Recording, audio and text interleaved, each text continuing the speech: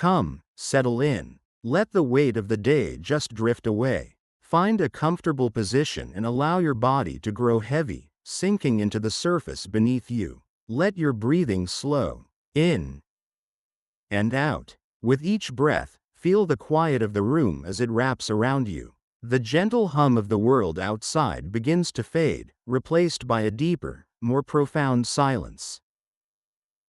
Welcome to the Science for Deep Sleep. If this kind of calm exploration into the universe helps you unwind, consider liking the video and subscribing to the channel. And wherever you are right now, whether near an ocean, a forest, a city, or somewhere quiet in between, feel free to share where you're watching or listening from.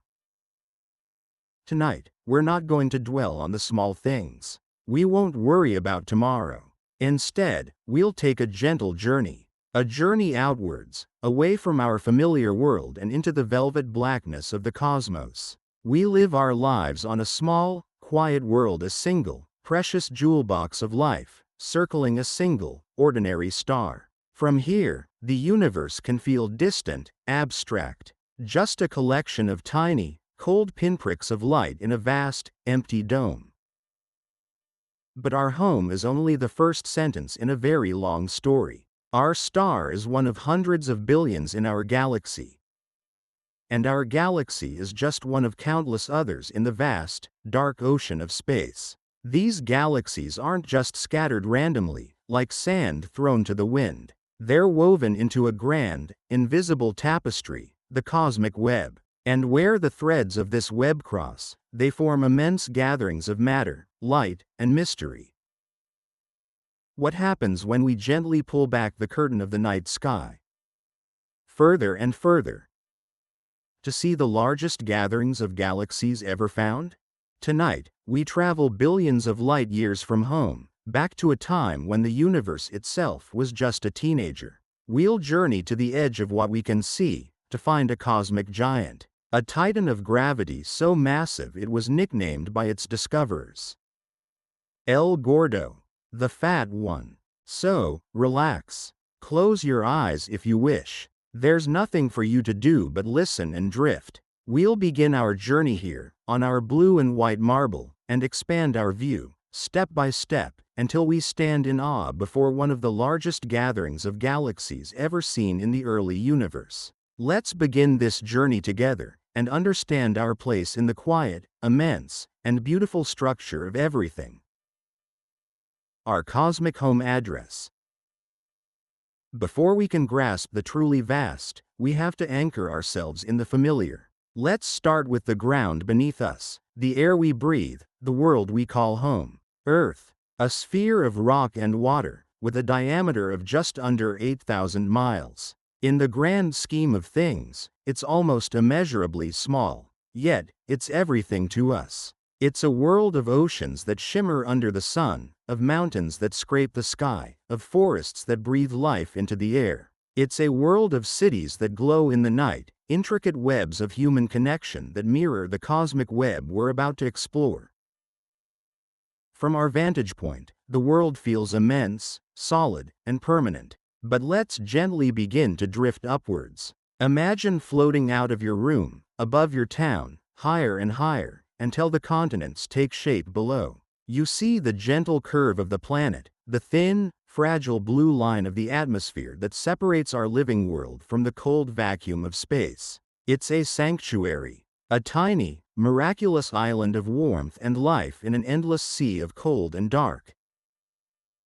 Now, let's keep going. Let's pull back further, until our precious Earth shrinks to the size of a marble. We see its loyal companion, the moon, forever circling, a silent, pockmarked guardian. But even this dance is a local affair. We must go further. We drift towards the heart of our own solar system, a place of unimaginable fire and power. Our sun. This star, our star, is a colossal ball of incandescent plasma, powered by the relentless furnace of nuclear fusion at its core. It's so vast you could fit 1,000,000 Earths inside it. Imagine that. 1,000,000 precious, life-giving worlds, all swallowed by this single star. It's the anchor of our neighborhood, its immense gravity holding our world, and all the other planets, in a constant, graceful orbit from Mercury, scorched and barren, to the gas giants Jupiter and Saturn with their swirling storms and majestic rings, all the way out to the icy realms of Neptune and the distant dwarf planets.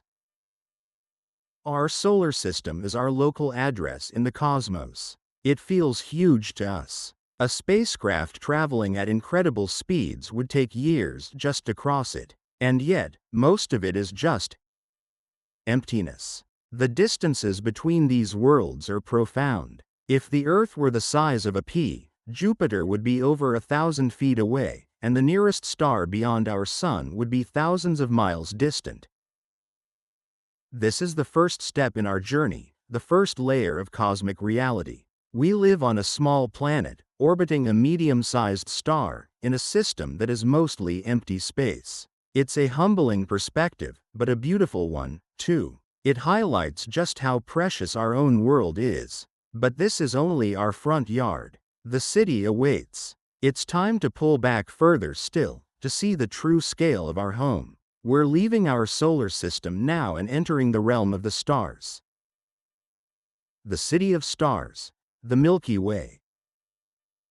As we drift further from the comforting glow of our own sun, it begins to shrink. First, it's a blindingly brilliant disk. Then, a dazzling point of light. And then, it becomes just one star among many. We have now entered the galactic neighborhood. We are inside the Milky Way. What is a galaxy? Well, if our solar system is a single house, then a galaxy is a sprawling, brilliant city. A city of stars. Our Milky Way is a vast, gravitationally bound collection of stars, gas, dust, and a mysterious substance we can't see, called dark matter. It's a city of unimaginable proportions, home to an estimated 100 to 400 billion stars. For every single person who has ever lived on Earth, there are dozens of stars in our galaxy alone. Let that thought settle in.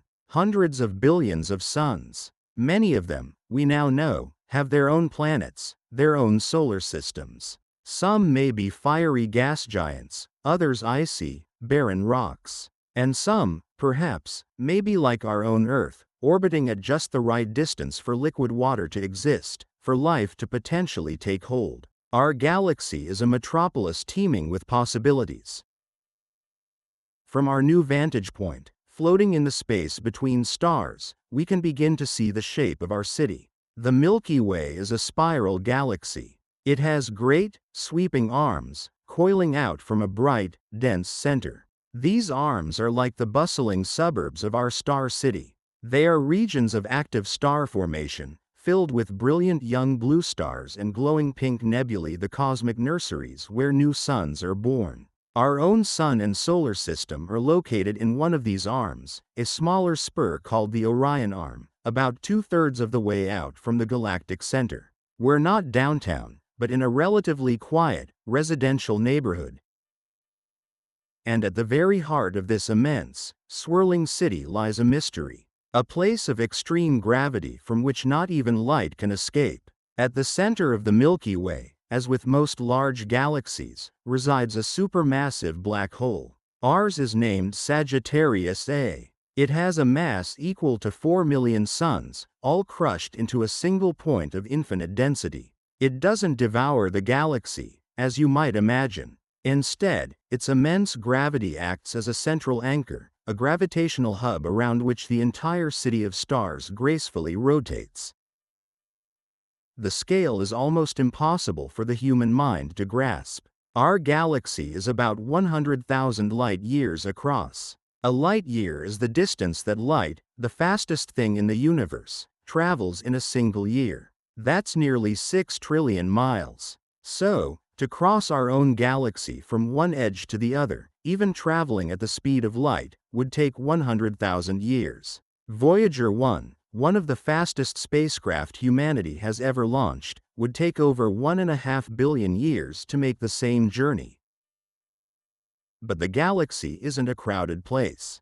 Despite having hundreds of billions of stars, the space between them is an almost perfect vacuum. If the Sun were a grain of sand in New York City, the next nearest star, Proxima Centauri, would be another grain of sand in Philadelphia. The city of stars is vast and mostly empty, its inhabitants separated by unimaginable gulfs of cold, dark space. We've now taken another step back. From our planet, to our star, to our galaxy. We've journeyed from our home, to our house, to our city. But the journey isn't over. The universe isn't just one city of stars. It's an endless landscape of them. Now, we must pull back even further, to see what lies beyond the borders of the Milky Way, in the deep, intergalactic ocean. It's time to see how the cities themselves are arranged.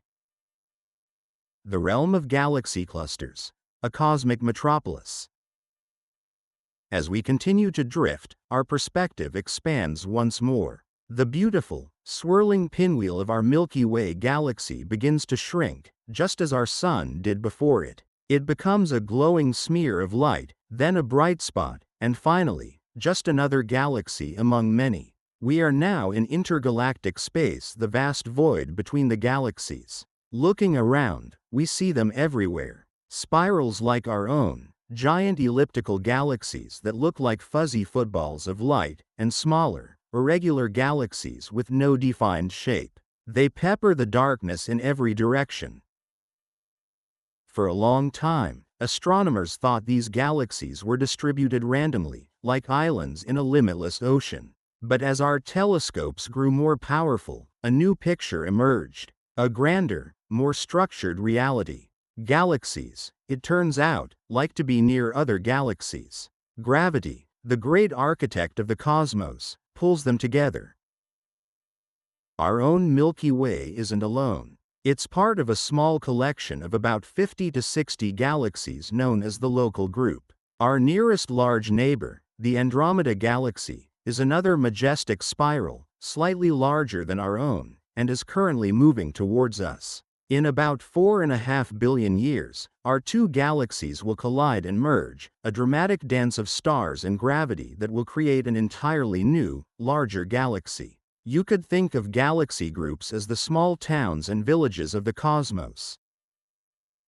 But gravity's work doesn't stop there. On even grander scales, it assembles not just dozens, but hundreds or even thousands of galaxies into colossal structures. These are the galaxy clusters. If a galaxy is a city of stars, then a galaxy cluster is a metropolis of cities. A cosmic megalopolis where thousands of galaxies are all bound together by their mutual gravitational pull, orbiting a common center of mass over billions of years. These clusters can be 10 million light-years across 100 times the size of our own Milky Way. Here, in these dense environments, the life of a galaxy is very different. In the relative quiet of a group like our own, galaxies can live for billions of years without major disruption. But in the heart of a dense cluster, it's a cosmic demolition derby.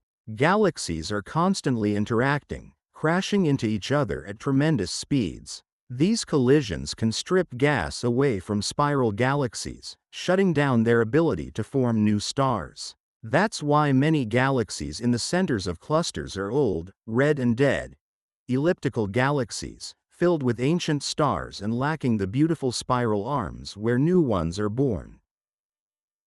But there's a profound secret hidden within these clusters. When we look at them with our eyes, or with optical telescopes, we see the brilliant light of the thousands of galaxies they contain. But this is only a tiny fraction of what's actually there. The galaxies themselves, with their trillions of stars, make up only about 1% of the total mass of a galaxy cluster. 1%. So where is the other 99%? Part of the answer was found when astronomers looked at clusters with X-ray telescopes. They discovered that the entire space between the galaxies in a cluster isn't empty. It's filled with a thin, incredibly hot gas called the intracluster medium, or ICM. This gas, mostly hydrogen and helium left over from the formation of the galaxies, is heated to temperatures of tens to hundreds of millions of degrees far hotter than the core of our own Sun. This immense heat is generated by the shockwaves of galaxies crashing into each other and from the sheer gravitational pressure of the cluster itself. This superheated gas shines brightly in X-ray light, and it's so pervasive that it actually contains more mass than all the stars in all the galaxies of the cluster combined, accounting for about 9% of the cluster's total mass. So now we've accounted for 10% of the cluster, 1% in the sparkling galaxies, and 9% in the searingly hot gas between them. But that still leaves 90% of the mass completely unaccounted for. This is where we encounter one of the deepest mysteries in all of science. The vast majority of a galaxy cluster, the very thing providing the immense gravitational pull that holds it all together, is made of something we cannot see. It doesn't shine, it doesn't reflect light, it doesn't interact with us in any way except through its gravity. We call it dark matter. We know it's there because of its effects.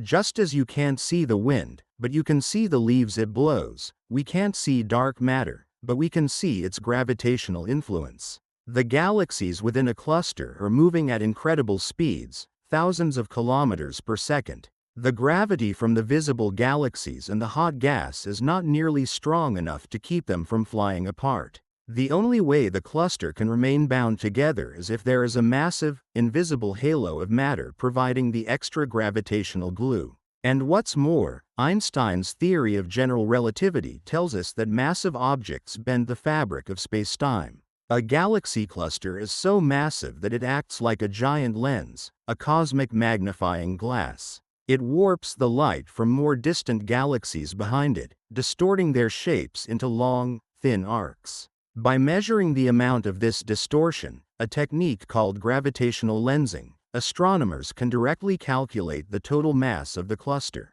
And every time they do, they find the same thing. The vast majority of the mass, about 90%, is dark and invisible. So, a galaxy cluster is a truly strange and wondrous object. It's a city of cities, where the visible lights of the galaxies are just the glittering 1%. The true substance of the cluster is an invisible scaffold of dark matter, holding everything together, with the spaces between the galaxies filled with a ghost of superheated plasma. We've now reached the largest gravitationally bound structures in the universe. But our journey isn't complete. We must now ask a new question. We understand what a cluster is. Now, let's go in search of the most extreme example we've ever found. Let's find the largest, most massive cluster from the dawn of time. The cosmic giant. The search for El Gordo. Our journey has taken us through scales of unimaginable size, from our planet to our star, our galaxy, and finally to the great metropolises of galaxies known as clusters. We've learned that these structures are colossal gatherings, held together by the invisible hand of dark matter. Now, our quest takes a specific turn. We're no longer just exploring the what, we're now searching for the which. Which of these cosmic titans is the largest? And not just the largest in our cosmic neighborhood, but the largest one we can see in the distant, early universe. This is a profound question because it tests the very limits of our understanding of how the universe works. According to our best models of cosmology, the universe began with the Big Bang about 13.8 billion years ago. In the beginning, matter was spread out almost perfectly uniformly. But there were tiny, minuscule fluctuations in density, infinitesimally small variations from place to place. Over billions of years, gravity has worked on these tiny seeds. The slightly denser regions pulled in more matter, becoming denser still, which in turn pulled in even more matter. It's a slow, patient process we call hierarchical structure formation. Small things form first, and they merge over cosmic eons to create larger and larger things.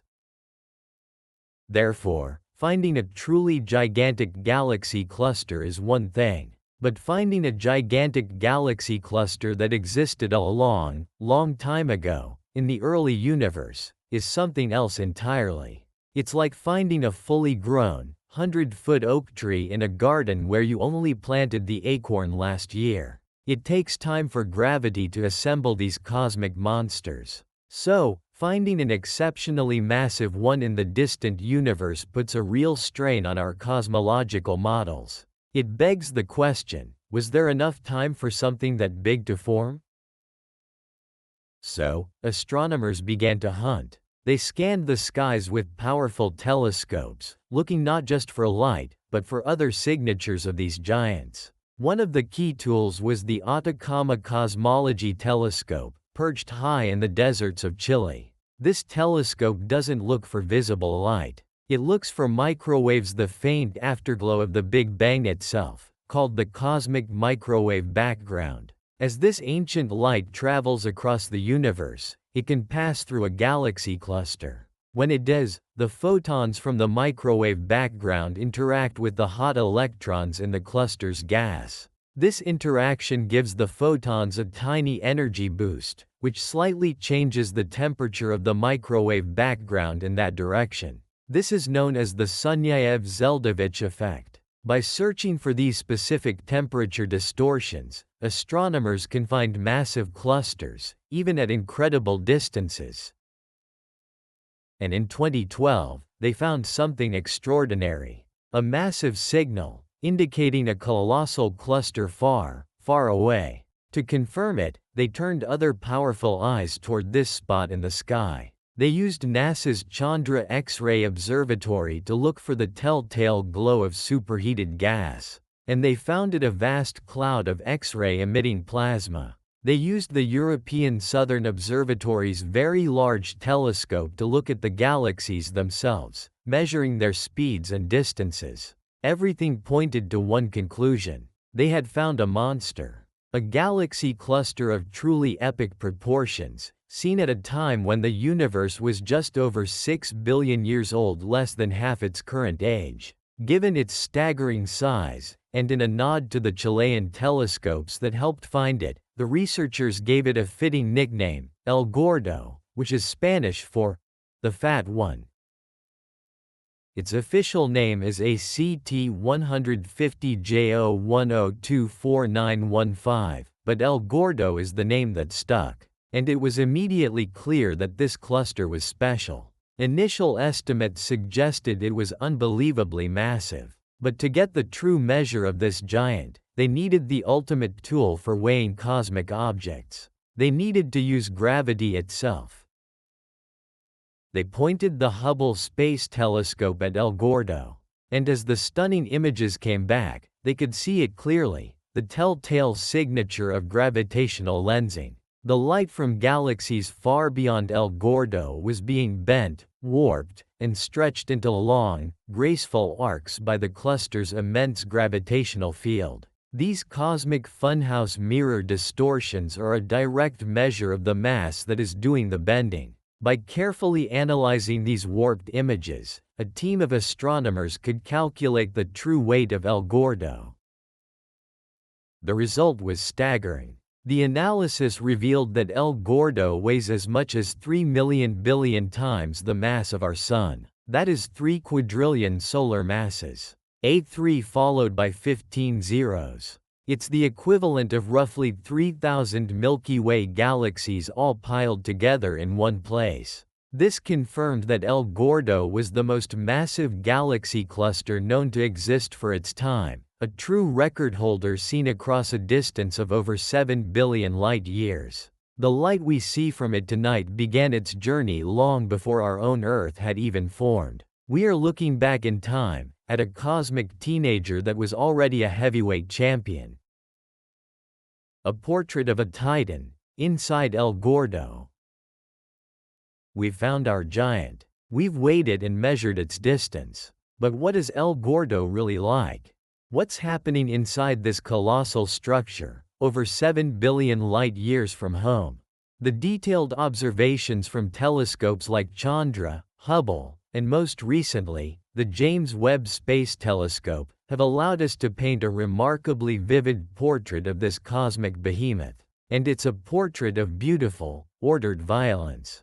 El Gordo is not a calm, settled, mature cluster. It's a system in the throes of a cataclysmic event. It is the site of a titanic collision between two smaller, but still enormous, galaxy clusters. They are crashing into each other at several million miles per hour. This isn't like a car crash, which is over in an instant. This is a slow-motion cosmic pile-up that is taking place over hundreds of millions of years.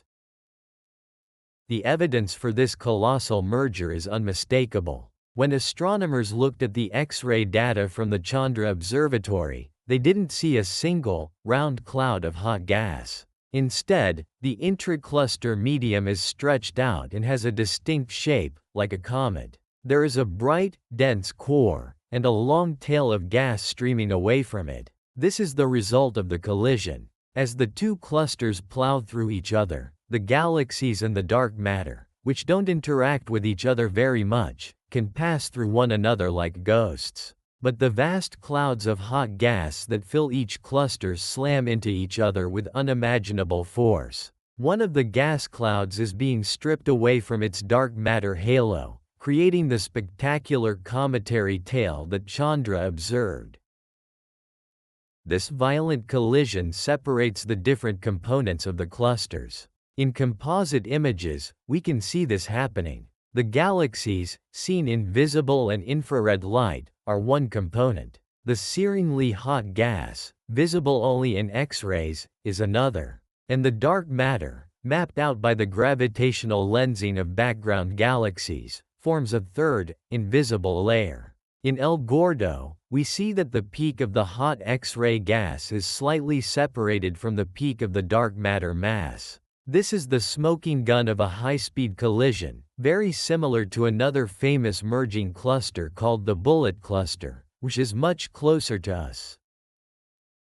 More recently, the James Webb Space Telescope has turned its powerful infrared eyes on El Gordo, and the view is nothing short of breathtaking. Because JWST is so sensitive to infrared light, it can see galaxies that were completely invisible to Hubble. The new images reveal a treasure trove of distant, gravitationally lensed galaxies behind the cluster, their images stretched into spectacular arcs and even multiple images of the same galaxy. One of these features, a long, thin, lensed galaxy, has been nicknamed La Flaca, or the thin one, while another, a dramatic red swoosh of a galaxy, is called the fishhook. These beautiful distortions aren't just for show, they provide dozens of new data points that allow astronomers to create an even more detailed map of the dark matter within El Gordo, confirming its incredible mass.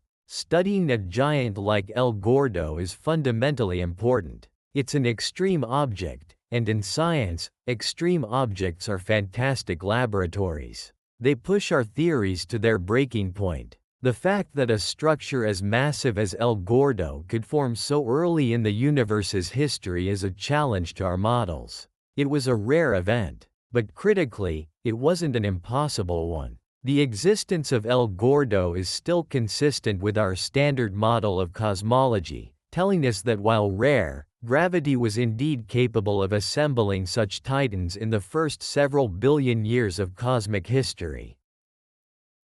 El Gordo is a snapshot in time. We are seeing a crucial phase in the life of the largest structures in the universe, the process of their own creation through violent, beautiful mergers. It's a reminder that the universe isn't a static, unchanging place. It is a dynamic, evolving cosmos, and we are privileged to have the tools to look back in time and witness these grand events unfolding. Our journey tonight has taken us across billions of light years. We began in the quiet of our room, anchored to our small, familiar planet. We gently let go, drifting upwards, past our moon, past the sun that warms us, and out of our home solar system.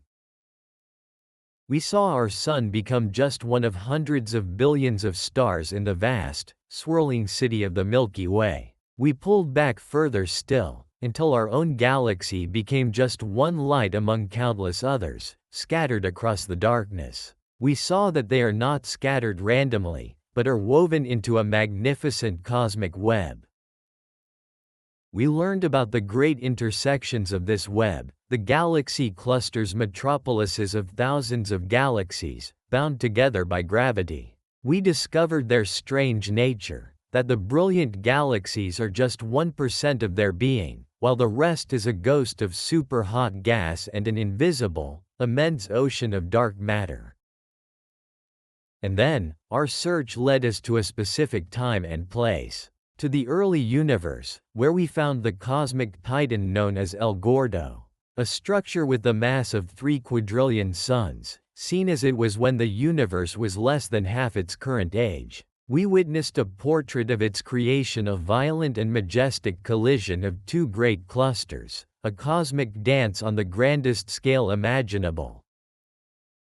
Now, let's gently begin our journey home. Let your awareness drift back from the edge of the observable universe, back past the countless galaxies, back to the familiar spiral arms of our own Milky Way. Find that quiet residential street, the Orion Arm, and the gentle yellow glow of our own star. See the small blue marble orbiting it, our home. Come back to the feeling of the ground beneath you, the gentle rise and fall of your own breath. From our tiny planet to the quadrillions of suns in El Gordo, the universe whispers a story of scale, of time, and of forces we are only just beginning to comprehend. It tells us that we live in a cosmos of breathtaking beauty and overwhelming grandeur. The fact that we, from our small world, can look out and understand even a fraction of this story is perhaps the most wondrous thing of all. Rest now. Let these cosmic thoughts dissolve into the quiet of the night. Let the immense, silent dance of the galaxies be a soothing backdrop to your own peaceful rest. The universe is vast, and you are a part of it. And for now, all you need to do is sleep. If you have enjoyed this journey and wish to explore more of the cosmos with us, feel free to return. Until then, sleep well. Part 2: Why Galaxies Do Not Live Alone.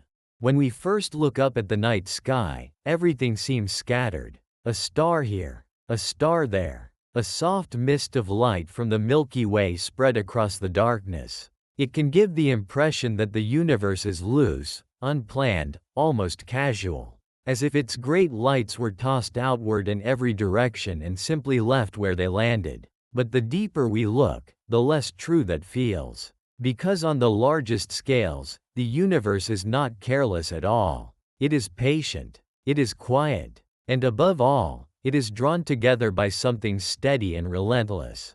Galaxies do not simply appear and remain where they are by accident. They gather. They drift toward one another. They form pairs, groups, families, cities, and eventually immense congregations so large that even the mind struggles to hold them in a single thought. And that raises a beautiful question. Why do galaxies not live alone? Why does the universe, so vast and so seemingly empty, still arrange its light into communities? Why are there neighborhoods of galaxies, and larger structures beyond those neighborhoods, and still larger ones beyond that?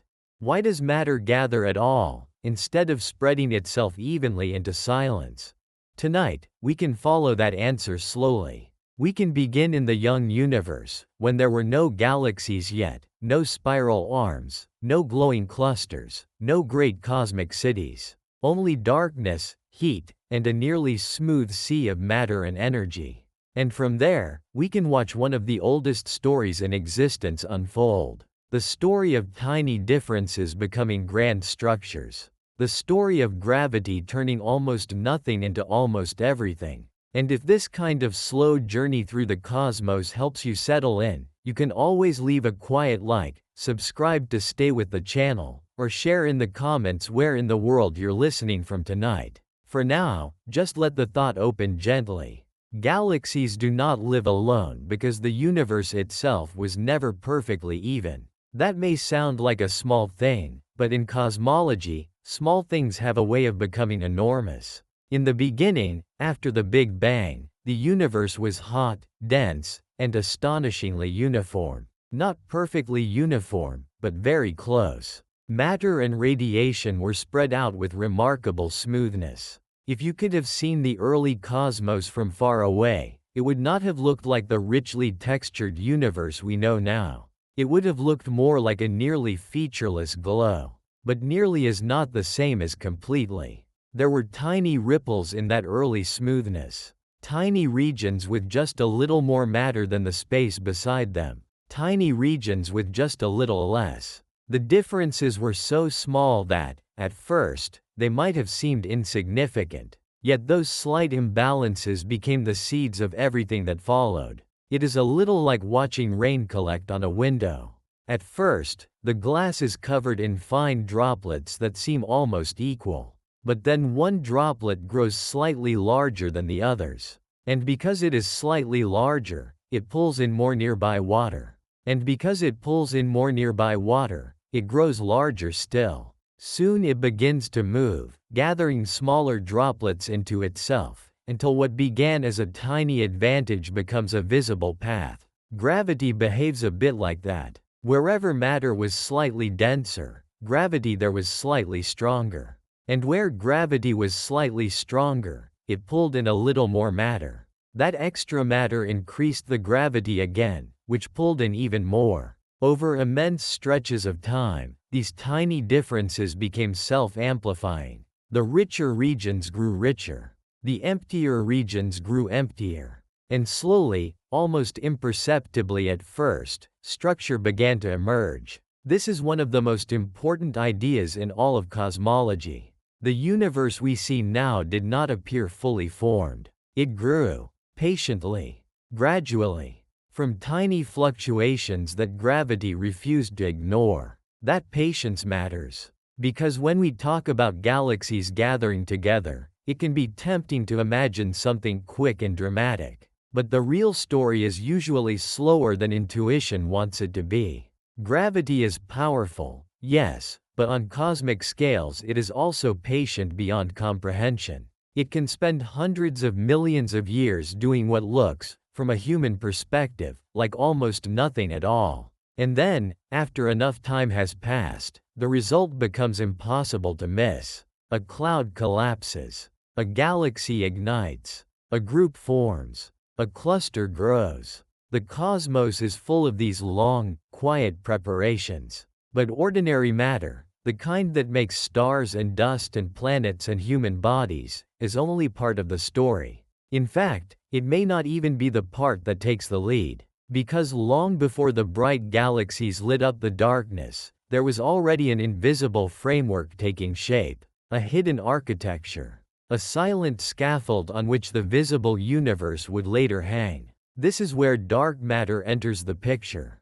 Dark matter remains one of the great mysteries of modern science. We do not see it directly. It does not glow. It does not reflect light. It does not seem to interact with the world the way ordinary matter does. And yet, its gravity is there. Quiet, enormous, undeniable. If ordinary matter is the luminous paint of the universe, dark matter may be the invisible frame beneath the canvas. As the early universe expanded and cooled, dark matter began gathering first. It formed halos, vast invisible clumps where gravity was strong enough to pull ordinary matter inward. Gas followed the pathways dark matter had already begun to trace. And inside those deep wells of gravity, the first stars and galaxies slowly formed. So galaxies were never really born into isolation. They were born inside gravitational homes. Inside larger environments already shaped by invisible mass. They emerged where gravity had been gathering material for ages, building structures long before starlight made those structures visible. This changes the feeling of the universe quite a bit. Instead of seeing galaxies as lonely islands sprinkled randomly across space, we begin to see them as the bright tips of much larger, darker structures. We begin to understand that where a galaxy appears is not random at all. It is tied to a deeper landscape, a gravitational terrain shaped by dark matter, where some valleys are shallow and some are deep, and where matter naturally flows downhill toward the places that can hold it.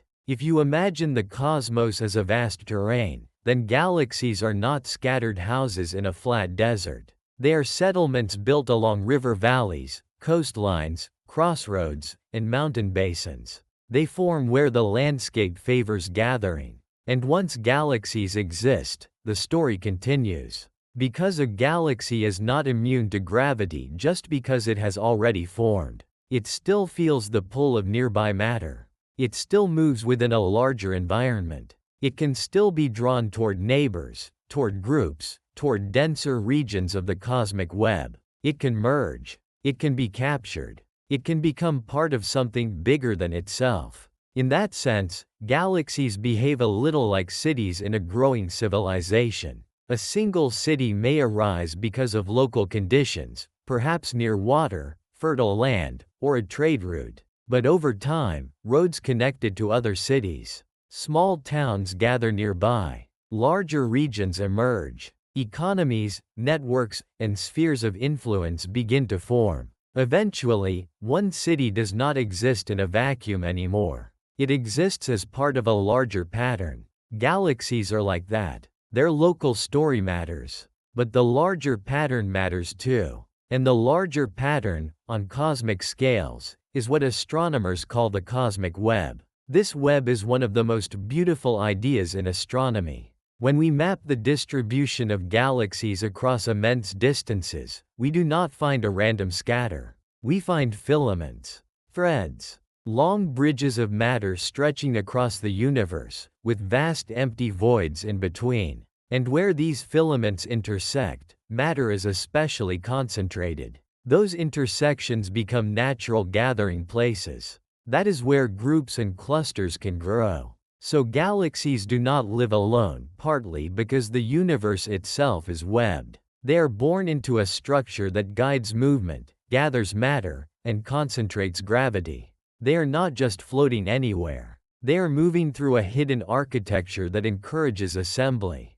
This is why some regions of the universe feel crowded while others feel almost hauntingly empty. If you drifted into one of the great cosmic voids, the emptiness would be profound. There would be galaxies, yes, but far fewer of them. Distances would feel even more enormous than they already do. But if you moved toward a filament, or toward the knot where several filaments meet, the universe would begin to thicken with structure. More galaxies. More mass, more gravity, more history, more collisions and mergers and clustering over time. The universe, then, is not evenly social. It has quiet outskirts and crowded intersections. And galaxies, like travelers moving through an invisible landscape, tend to end up where gravity invites them to stay. Our own galaxy offers a gentle example of this. The Milky Way is not alone in space. It belongs to a small gathering called the local group. This is not a giant cluster, but it is still a community. A few dozen galaxies, depending on how you count the smaller dwarf galaxies, all bound together by gravity. The Milky Way and the Andromeda Galaxy are the two largest members, with Triangulum and many smaller companions sharing the same larger environment. Even here, far from the most extreme cosmic crowds, the same rule applies. Gravity gathers. The Milky Way is orbited by smaller satellite galaxies. Some have already been stretched and torn by its gravitational pull. Others may eventually merge with it. And Andromeda itself is moving toward us. Not quickly by human standards, of course, but steadily enough that in roughly 4 to 5 billion years, our two great spiral galaxies are expected to meet and merge. That future collision is worth pausing on, because it reminds us that galaxies are not static ornaments placed neatly in space. They are moving systems. They orbit, drift, fall, merge, and reshape each other over time. Their stars are separated by such vast distances that direct star-on-star collisions are rare, but the galaxies themselves still interact dramatically. Their gas clouds can crash together. Their shapes can distort. Their spiral arms can be torn and rewritten. Their central black holes may eventually spiral inward and combine. So even a galaxy as grand and seemingly self-contained as the Milky Way is part of a larger gravitational conversation. It has neighbors. It has history with those neighbors. It has a future with them, too. And that tells us something important. When we say galaxies do not live alone, we do not mean they are packed shoulder to shoulder. Space remains overwhelmingly empty. The distances between galaxies are immense. Even inside groups and clusters, there is more emptiness than matter. But emptiness does not cancel gravity. It only slows the process, stretches it, gives it time to work in the long way that the universe prefers. This is one of the hardest things for the human mind to truly feel. We are used to fast causes and visible effects. Push a door, it moves. Drop a glass, it falls. But on cosmic scales, cause and effect are stretched across millions or billions of years. Gravity can begin a story whose ending no single civilization will ever witness in full. It can start by nudging a dwarf galaxy slightly off course, and only hundreds of millions of years later does that nudge become a tidal stream of stars wrapped around a larger galaxy like pale smoke. Time is what allows gravity to turn solitude into structure. Without immense time, galaxies might appear more isolated. But because the universe has given gravity billions upon billions of years, matter has had the opportunity to gather, settle, collide, and assemble into larger and larger systems. There is also another subtle reason galaxies do not remain alone, and it has to do with expansion. The universe as a whole is expanding. On the grandest scales, galaxies that are not gravitationally bound tend to drift away from one another as space itself stretches. At first, that might sound like the opposite of gathering. It sounds like separation. But expansion does not erase local gravity where gravity is strong enough. Inside gravitationally bound systems, gravity can resist that expansion. It can hold galaxies together despite the larger cosmic stretching happening all around them. In fact, this balance is part of what makes groups and clusters so interesting. They are like islands of local order within a universe whose wider fabric is steadily opening outward. So the same cosmos that expands into greater largeness also allows local matter to fall together into greater intimacy. That contrast is quietly beautiful. The universe pulls apart and gathers in at the same time. Vast distances increase, and yet local communities still form. The big picture is expansion. The local picture is assembly. And galaxies live inside both truths at once. As groups grow denser, their internal lives begin to change. A galaxy drifting alone, or almost alone, can often go about its existence rather peacefully. It may rotate for billions of years, forming stars in its spiral arms, collecting gas, and evolving gradually. But once it enters a busy gravitational neighborhood, life becomes more complicated. Close passes with other galaxies can disturb its shape. Gas can be drawn away. New bursts of star formation can ignite from compression and collision. Or, in other cases, star formation can be shut down as the raw material for new stars is stripped away or heated too much to collapse. In crowded regions, galaxies are not necessarily happier. But they are rarely untouched. They become products not only of their own internal structure, but of the environment around them. The neighborhood begins to matter. This is why astronomers sometimes speak of galaxy evolution not just as a story of what a galaxy is, but of where it lives. Place matters. Density matters. History with neighbors matters. A spiral galaxy in relative isolation can live a different kind of life from a galaxy that has spent billions of years inside a dense group or cluster. Even the shapes of galaxies tell part of this story. Many of the universe's most graceful spiral galaxies are found in less violent environments, where their delicate arms can survive for long periods. Meanwhile, in denser regions, we often see more massive elliptical galaxies, older and smoother in appearance, as though repeated interactions and mergers have stirred away the finer details and left behind something rounder, redder, and more settled. In that way, a galaxy carries the memory of its surroundings. Its structure is a record of whether it has lived quietly or crowdedly, whether gravity has mostly left it alone or repeatedly drawn it into encounter after encounter. And all of this leads us toward a simple but profound conclusion. Galaxies do not live alone because isolation is not the default end state of matter. Given even the slightest unevenness, gravity begins to gather. Given enough time, small gatherings become larger ones. Given an invisible scaffold of dark matter and the deep channels of the cosmic web, galaxies are guided into communities. Some remain in modest groups.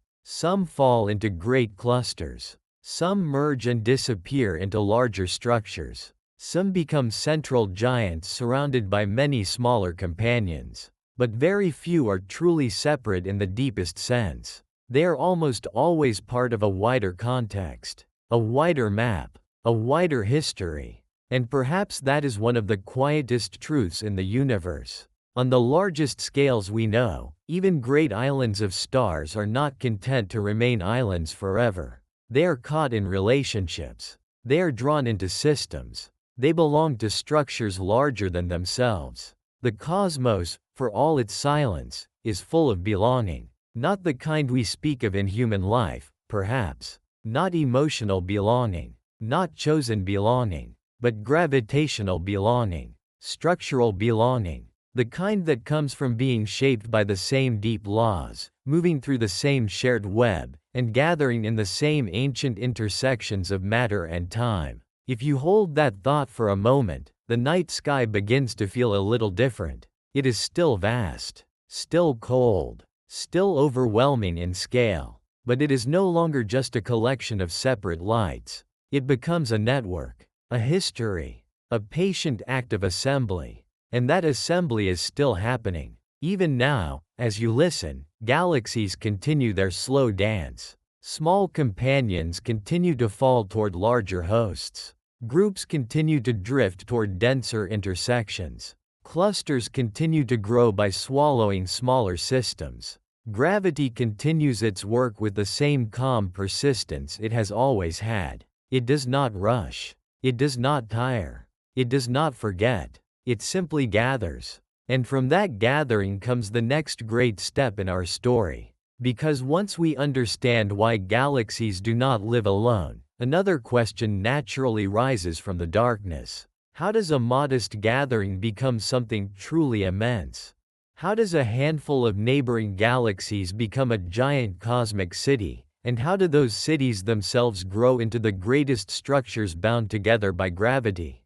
That is where our journey leads next. For now, though, let the image rest in your mind. Not of isolated galaxies scattered without meaning, but of a universe quietly drawing itself together. A universe where even the brightest islands of stars are connected by invisible roads. A universe where gravity turns small differences into great congregations. And perhaps, as the thought settles, the cosmos feels a little less empty than it did before. Just let that stay with you. The galaxies are far apart. The silence is immense. And still, across the long patience of time, they find one another. Part 3, From Single Galaxies to Giant Cosmic Cities. Once we understand that galaxies are not meant to remain alone, something else begins to come into focus. The universe is not simply a place where matter gathers. It is a place where matter gathers in stages. That is important, because the cosmos does not usually leap from small things to enormous things in a single motion. It builds by layers, by steps, by gradual increases in scale. A star may belong to a galaxy. A galaxy may belong to a group. A group may belong to a cluster. And a cluster may sit at one of the great intersections of the cosmic web, surrounded by still larger patterns that stretch across distances so immense they feel almost dreamlike. It is a little like watching a village become a town, then a city, then a vast metropolitan region whose edges blur into a larger world. And tonight, that is the path we can follow. We can begin with a single galaxy. Not because a single galaxy is small, of course. A galaxy is already an extraordinary thing. Hundreds of billions of stars, clouds of gas and dust, dark matter wrapped around it like an invisible halo, perhaps a black hole resting at its center. A galaxy is already one of the universe's great masterpieces. And yet, in the larger story, even a galaxy can be the beginning of something bigger. A lone galaxy drifting through space may seem complete in itself. It may rotate in silence for ages. Its stars may form and fade. Its spiral arms may slowly shift, like patterns in water. But gravity rarely allows true isolation forever. If there are neighbors nearby, even distant ones, the story begins to change. At first, the interactions may be subtle. Two galaxies can feel each other's pull along before they ever come close. They can begin to bend one another slightly, tugging at the outer edges of their dark matter halos, disturbing gas at their outskirts, shifting orbits in ways too slow for any one generation of stars to notice. But gravity notices.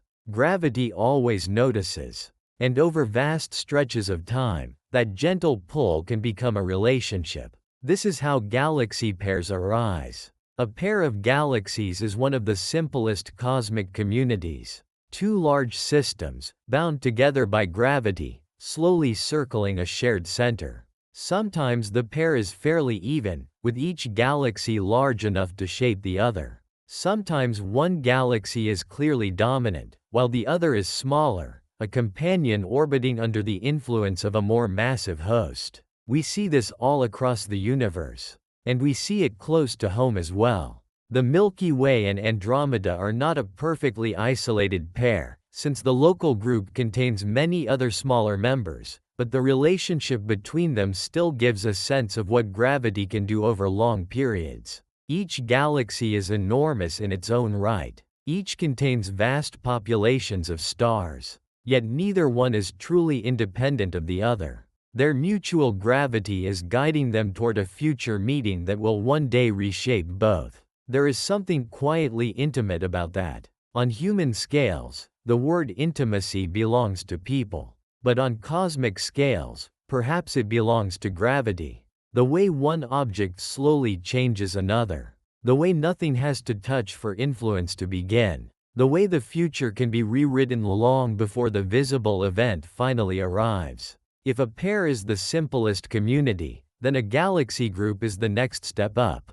Groups are among the most common environments for galaxies in the universe. Not every galaxy belongs to a giant cluster. In fact, many spend much of their lives in smaller collections, modest by cosmic standards, but still significant. A group may contain only a few large galaxies and a scattering of dwarf companions, or it may contain dozens. What matters is that gravity has bound them into a shared system. A group is not just a crowd. It is a gravitational family. Inside a group, galaxies move within a common halo of dark matter. They orbit, interact, and sometimes merge. The spaces between them remain huge, of course. We must always remember that. Even in a group, the emptiness dominates. But the emptiness is organized emptiness. It is an emptiness with structure, with shared motion, with a common center of mass. And that changes everything. Because once galaxies share an environment, their histories become linked. A large galaxy can slowly absorb smaller satellites one by one, growing more massive over time. A close passage can stir star formation by compressing gas clouds. Tidal forces can stretch galaxies into streams and arcs. A dwarf galaxy may lose stars to a larger neighbor, leaving behind a long faint trail, like cosmic smoke drifting through the dark. Over billions of years, a group becomes a place where galaxies are not merely near one another.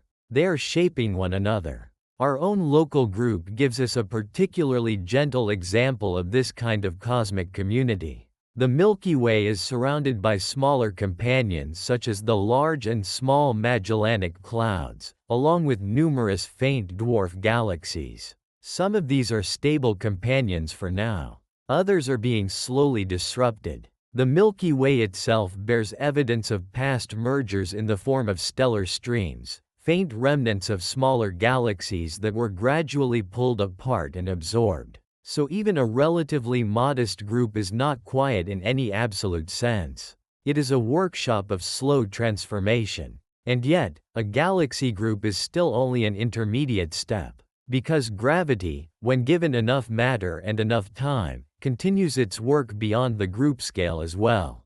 Groups can fall together. Smaller systems can merge into larger ones. The intersections of the cosmic web can gather not just galaxies, but whole communities of galaxies, drawing them inward toward deeper wells of gravity.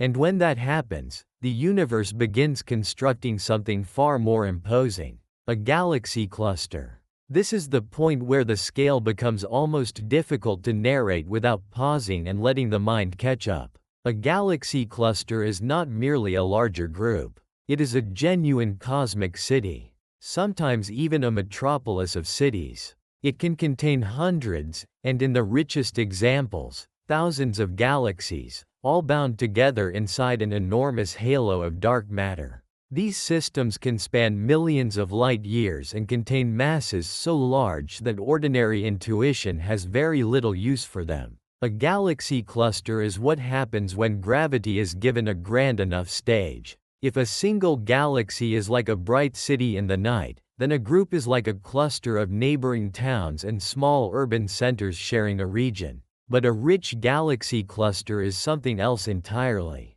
It is a vast, dense concentration of structure, a place where many galactic histories overlap, where mergers, close encounters, gas stripping, and gravitational interactions unfold across timescales so long they almost feel outside the word time itself. It helps, sometimes, to picture the growth of these structures the way a child might picture a map. At first there is one house, then another nearby, then a street forms, then several streets, then a neighborhood, then roads connect neighborhoods into districts, then districts merge into a city, and finally, that city becomes part of an even larger urban region, connected to suburbs, satellites, and neighboring hubs. The universe behaves with a similar logic, though on scales beyond everyday imagination. First, local gravitational clumps form, then galaxies, then small associations,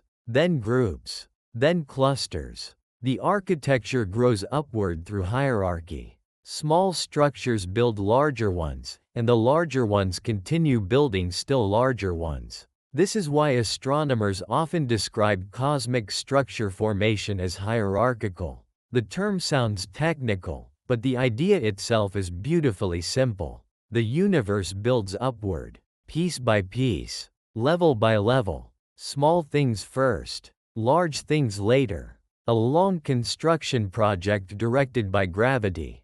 And the result, after enough time, is the emergence of truly immense environments. Inside a cluster, the life of a galaxy becomes very different from the life it might have lived in relative isolation. To begin with, the cluster's gravity is overwhelming. Not just the gravity of the visible galaxies, but the much larger gravity of the total dark matter halo that surrounds the whole system. This common halo binds the member galaxies into a single giant structure. Each galaxy is still itself, still rotating, still containing its own stars and gas and perhaps central black hole, but it is also now a citizen of something larger. And citizenship in a galaxy cluster comes with consequences.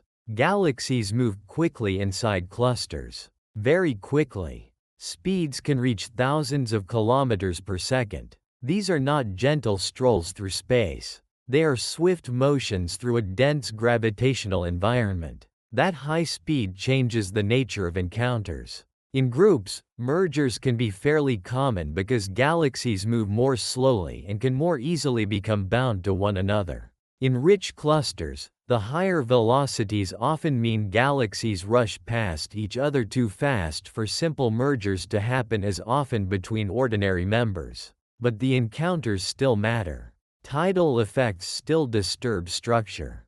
Gas can still be affected dramatically. The cluster medium itself becomes a powerful force. And that brings us to one of the strangest truths about galaxy clusters. The space between the galaxies is not really empty. It contains an enormous reservoir of hot gas, called the intracluster medium. This gas is so hot that it shines in X-rays rather than visible light. It has been heated to extraordinary temperatures by the deep gravitational potential of the cluster and by the shocks and turbulence created during the cluster's assembly. Though very thin by everyday standards, it extends across vast volumes of space, and altogether it contains more ordinary matter than all the stars in the galaxies combined. This means that in a cluster, a galaxy is not simply moving through empty darkness. It is moving through a very hot, very diffuse ocean of plasma. That ocean can strip gas from galaxies as they plunge through it, particularly spiral galaxies that still contain substantial cold gas for future star formation.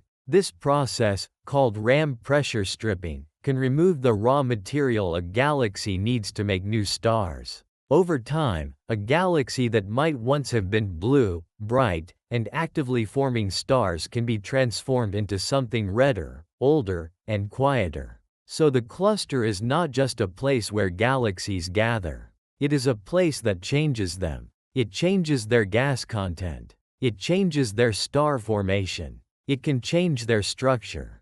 It can change their future. In other words, a cluster is not merely a collection. It is an environment, a powerful one, perhaps one of the most influential environments a galaxy can inhabit. This is why galaxy clusters feel so much like cosmic cities. Not because the analogy is cute, but because it really works. Cities are places where life becomes shaped by density, by connection, by shared infrastructure, by crowding, by movement, by systems larger than any one individual. A city does not simply contain people. It changes how they live. It affects their pace, their opportunities, their stresses, their relationships, their futures.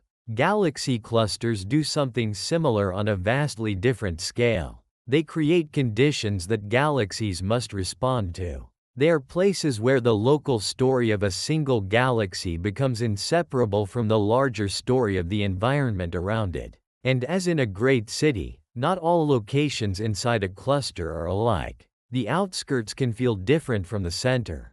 Galaxies entering from the outer regions may still retain more gas, more active star formation, more of their former identity. But as they fall deeper inward, the cluster's influence intensifies. The central regions are often dominated by giant elliptical galaxies, old and massive, sometimes sitting near the heart of the cluster like ancient monuments. These central giants may have grown through repeated mergers and accretion over immense spans of time, becoming some of the largest galaxies in the universe. A cluster center, then, is not simply crowded. It is historically rich. It is where gravity has been writing and rewriting the local story for billions of years. And still, even with all of that, the story grows larger. Because if a cluster is a cosmic city, then the universe contains regions where multiple clusters and filaments define an even grander geography. The word supercluster has often been used to describe such vast arrangements, though we must be careful here. Superclusters are not bound in the same tight way that galaxy clusters are. They are larger patterns in the cosmic web, associations of clusters and groups spread across colossal volumes, often still influenced by expansion on the very largest scales. Even so, the term helps us feel the hierarchy. A galaxy belongs to a group. A group may belong to the outskirts of a cluster or lie along a filament feeding one. Clusters themselves sit within even broader patterns. The cosmic web connects them all. So what appears, at first glance, to be a universe of isolated points becomes, under patient observation, a nested architecture of belonging. That nesting is one of the universe's most elegant habits. Small things inside larger things. Local systems inside broader systems. Worlds around stars, stars in galaxies, galaxies in groups, groups in clusters, clusters in the web. Layer within layer. Structure within structure. Almost like Russian dolls, except made of gravity, darkness, plasma, and time. And perhaps this is why learning about galaxy clusters can feel strangely emotional. even when the subject is scientific. Because there is something deeply calming about discovering that the universe is structured rather than random, relational rather than disconnected. Even its emptiness has shape. Even its silence has pattern. When we say, cosmic city, we are giving language to a real feeling that emerges from the science. The feeling that the universe has neighborhoods. That light gathers. That matter has destinations. That gravity builds places. And those places are not all equal. Some galaxy groups remain modest forever. Some are eventually swallowed into larger systems. Some clusters grow rich and complex. Some become sites of gigantic mergers, where whole subclusters collide with tremendous force, heating gas, distorting dark matter maps, and producing some of the most dramatic structures in the observable universe. This is how the ladder continues upward. A single galaxy can be magnificent. A group can be lively. But a cluster can be majestic in a way that changes the whole emotional scale of astronomy. It is not just more of the same. It is a different order of being. A place where the accumulated work of gravity becomes visible in a truly public way, written not in one spiral disk or one halo of stars, but in an entire congregation of galaxies and gas and dark matter acting together. And that public scale matters for another reason. Clusters are not only giant structures, they are also laboratories. Because they are so massive, so bright across different wavelengths, and so influential on their member galaxies, they allow astronomers to study many deep questions at once. How galaxies evolve in dense environments. How hot gas behaves on enormous scales. How dark matter is distributed. How gravity bends light. How the universe assembled structure over time. A single rich cluster can hold clues about the history of matter itself. That is one reason the search for the biggest and most extreme clusters is so compelling. They are not merely records for the sake of records. They are tests. They push our models. They show us what gravity has managed to build, and how early it managed to build it. They reveal whether our picture of cosmic evolution is strong enough to explain the architecture we actually observe. But before we can ask which cluster is the largest, or which one is the most extreme, we need to appreciate the ladder that leads there. We need to feel how the universe builds upward. We need to understand that a giant cluster is not an isolated miracle. It is the outcome of long preparation, of smaller systems gathering and merging, of dark matter laying foundations, of filaments feeding mass inward, of time allowing structure to accumulate until the result becomes almost overwhelming. A giant cluster is not the beginning of the story. It is the mature form of many earlier stories layered together. It is a village becoming a city becoming a metropolis, and a metropolis becoming one of the great centers of a continent. Only here, the continent is the cosmic web, and the city lights are galaxies. If you hold that image for a moment, the universe begins to feel not smaller, but more understandable. Still vast. Still beyond easy comprehension, but understandable in its logic. Gravity builds communities. Those communities grow. Some remain small. Some become grand. And the grandest of them, the richest clusters, become places where the universe seems to gather its own history into one location. You can almost imagine drifting through one. At first you would see a few galaxies nearby, hanging in the darkness, each one already too large for the mind to comfortably absorb. Then more would appear. And more. Their halos overlapping in invisible ways. Their motions tracing the pull of a common center. The space between them glowing faintly in X-rays from gas so hot it has long since left the language of ordinary weather behind. Beyond the galaxies, dark matter shaping everything without ever showing itself. A city with invisible streets. A city whose weather is plasma. A city whose skyline consists of galaxies millions of light years apart. And at its center, perhaps, a giant elliptical galaxy sitting like an old capital at the heart of an empire of light. This is what the universe can build. This is what happens when matter is allowed to gather for billions of years. And in a sense, this is the emotional transition we needed to make before going further. Because once a galaxy cluster becomes real in the mind, the next question becomes irresistible. If clusters are cosmic cities, then some must be larger, richer, heavier, or more extreme than others. Some must sit at the far edge of what gravity has managed to achieve. Some must challenge our sense of scale even among giants. And that is where the story naturally goes next. Because not every cluster earns the title of the largest. Not every giant is giant in the same way. Some are wider. Some are richer in galaxies. Some are more massive. Some are more impressive because they formed unusually early. Some are dramatic because they are caught in the act of collision. And some become famous because they test the very limits of what we thought the universe could produce. So before we name the greatest candidate, before we move deeper into the search itself, we need to ask a careful question. What do we really mean when we call a galaxy cluster the largest? That is where our next step begins. For now, just let the scale settle around you. A single galaxy is already a city of stars. A group is already a region of connected lives. A cluster is already a metropolis of galaxies. And the universe, in its patience, has built all of these not through haste, but through quiet accumulation. One neighbor at a time. One merger at a time. One long gravitational conversation at a time. And as the darkness deepens and the stars continue their slow turning, those conversations are still going on. Part 4. What makes one cluster the largest?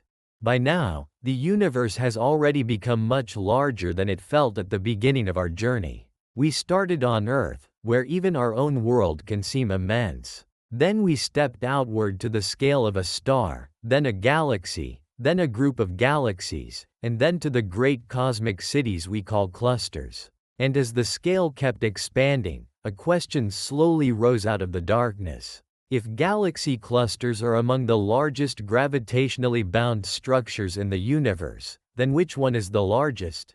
It sounds like a simple question. In everyday life, simple questions about size usually have simple answers. The tallest tree, the biggest mountain, the longest river. We assume there is a single way to measure, and once measured, the matter is settled. But the universe is rarely that accommodating. Because when astronomers ask what the largest galaxy cluster is, they quickly run into a quiet complication. Largest can mean more than one thing. In fact, it can mean several very different things, and each one tells a slightly different story about what a cluster really is. That is what we can explore tonight. Not the final answer just yet, but the meaning of the question itself. What exactly are we measuring when we call a cluster the largest? Are we asking which one stretches across the greatest distance?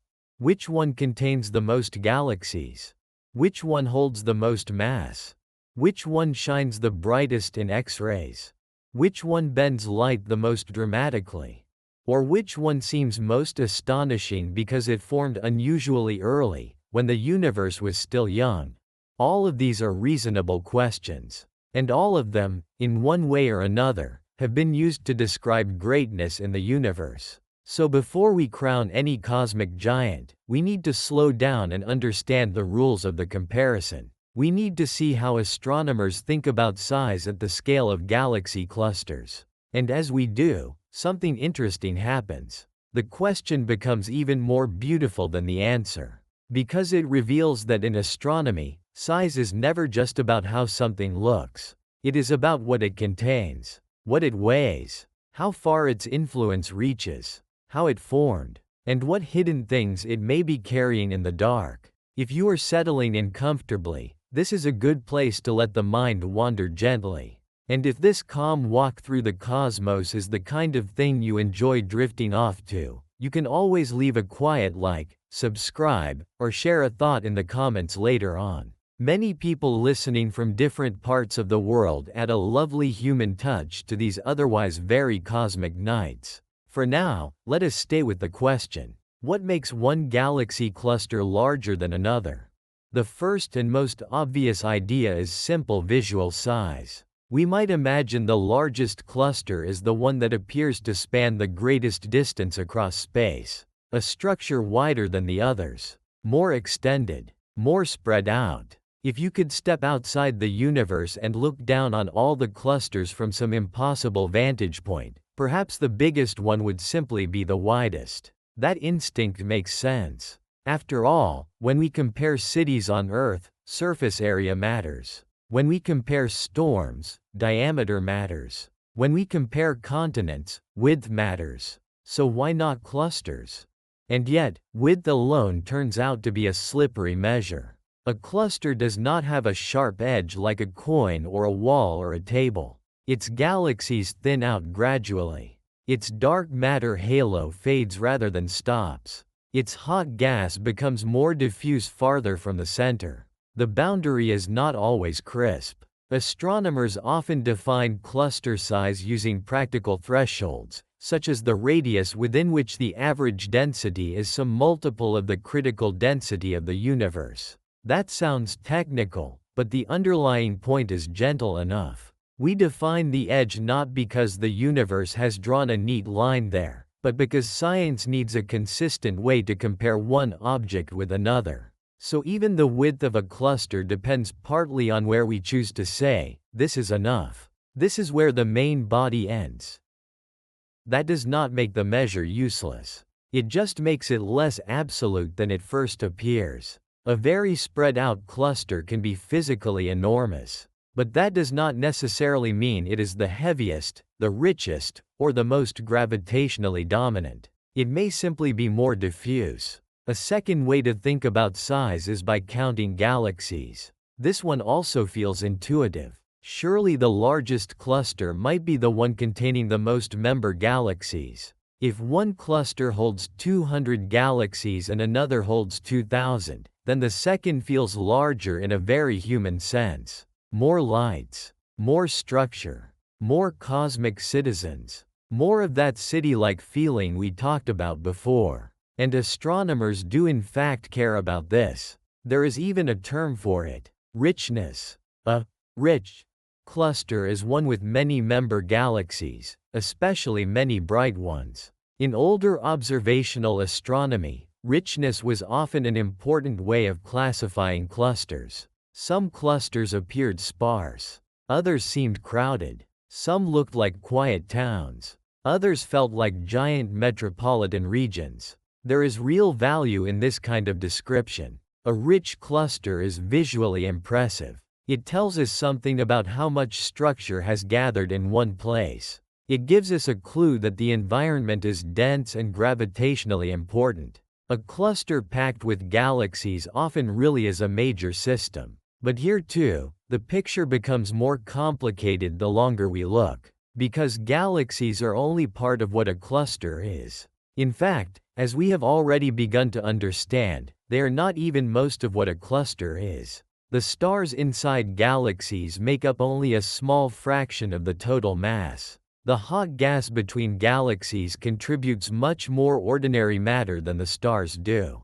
And beyond both of those lies the dominant dark matter halo, invisible and immense, providing most of the gravitational framework of the cluster. So a cluster with more visible galaxies is not automatically the one with the greatest total mass. That is worth pausing over. The brightest part of a cluster is not necessarily the largest part of it. This is one of those truths in astronomy that quietly changes how the universe feels. We are so used to letting light guide our judgment. The brightest thing seems biggest. The most populated looking thing seems most substantial. But galaxy clusters teach us humility.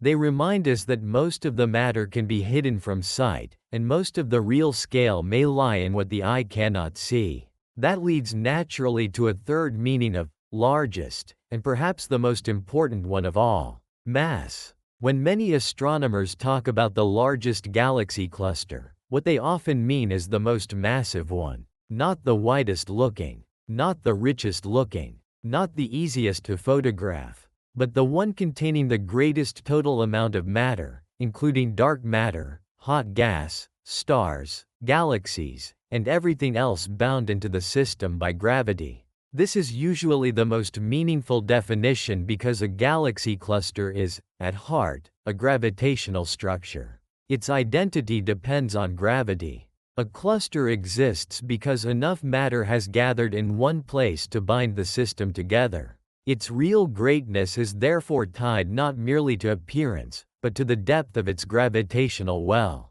A massive cluster has stronger gravity, hotter gas, greater influence on nearby matter, stronger lensing effects, and a greater ability to shape the galaxies inside it. Mass is not just one property among many. In many ways, it is the core property. But if mass is the most important measure, then a very natural question follows. How do you weigh something that is millions of light years across and billions of light years away?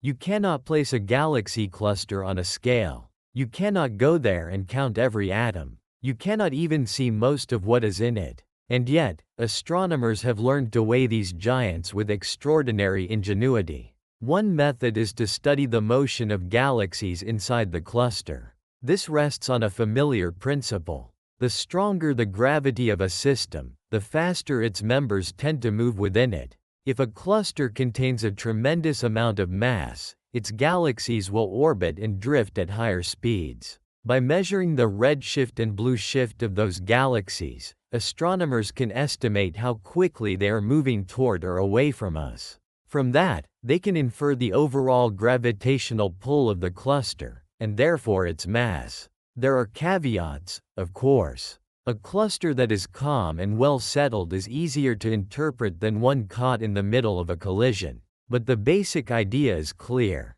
Motion reveals gravity. Gravity reveals mass. Another method comes from the hot gas inside the cluster. As the gas falls into the cluster's gravitational well, it is heated to extraordinary temperatures, often tens of millions of degrees or more. That gas emits X-rays, and the brightness and temperature of those X-rays tell astronomers a great deal. A deeper gravitational well can compress and heat gas more strongly. So by studying the X-ray glow, astronomers can estimate how much mass must be present to create the conditions they observe. Again, the method requires care. Merging clusters can be turbulent, and hot gas can be disturbed in ways that complicate the picture. But still, the gas acts like a messenger. It carries information about the gravity that confines it. A third method is perhaps the most elegant: gravitational lensing.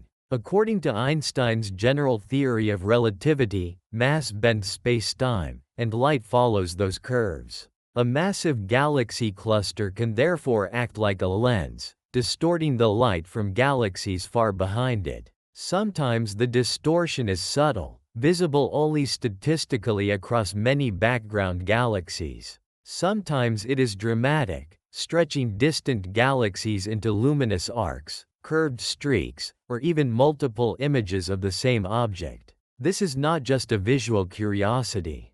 It is a direct clue to mass. The amount of bending depends on how much mass is present and how it is distributed. Crucially, it depends on total mass, not just visible mass. So gravitational lensing allows astronomers to map the otherwise hidden structure of dark matter halos and estimate the full mass of a cluster in a way that does not rely only on visible light or hot gas. In a sense, light becomes the measuring tape. A fourth method, especially important for distant clusters, involves the cosmic microwave background, the faint afterglow of the Big Bang itself. When light from this background passes through the hot gas of a cluster, it can gain a tiny amount of energy through interactions with energetic electrons. This creates a subtle distortion known as the Sunyaev-Zeldovich effect. The effect can reveal massive clusters even at great distances, because unlike ordinary brightness, it does not fade away in the same simple way with distance. That makes it a powerful tool for finding enormous clusters in the early universe. And once found, those clusters can be followed up with other observations to estimate their mass more precisely. So when astronomers ask which cluster is the largest, the answer increasingly becomes a multi-step conversation. How many galaxies does it have? How far across is it? How bright is its X-ray emission? How strongly does it lens background light? How much total mass is inferred from all the evidence together? Only after all of that do we begin to get close to a meaningful answer. And even then, there is another layer of subtlety waiting for us. Because some clusters are large in an absolute sense, while others are large in a relative or historical sense. This distinction matters more than it first seems. Imagine two galaxy clusters. One is nearby, observed in the relatively mature universe of the present cosmic era. It is enormous, massive, fully assembled over billions upon billions of years. Another lies much farther away, so far that we are seeing it as it was when the universe was much younger. It may be slightly less massive in absolute terms, but astonishingly huge for its time. Which one feels more extreme? The answer depends on what kind of greatness you care about. A cluster that is truly massive today is impressive because it shows what gravity can build when given nearly the full age of the universe to work. But a cluster that was already gigantic when the universe was young is impressive for a different reason. It formed early.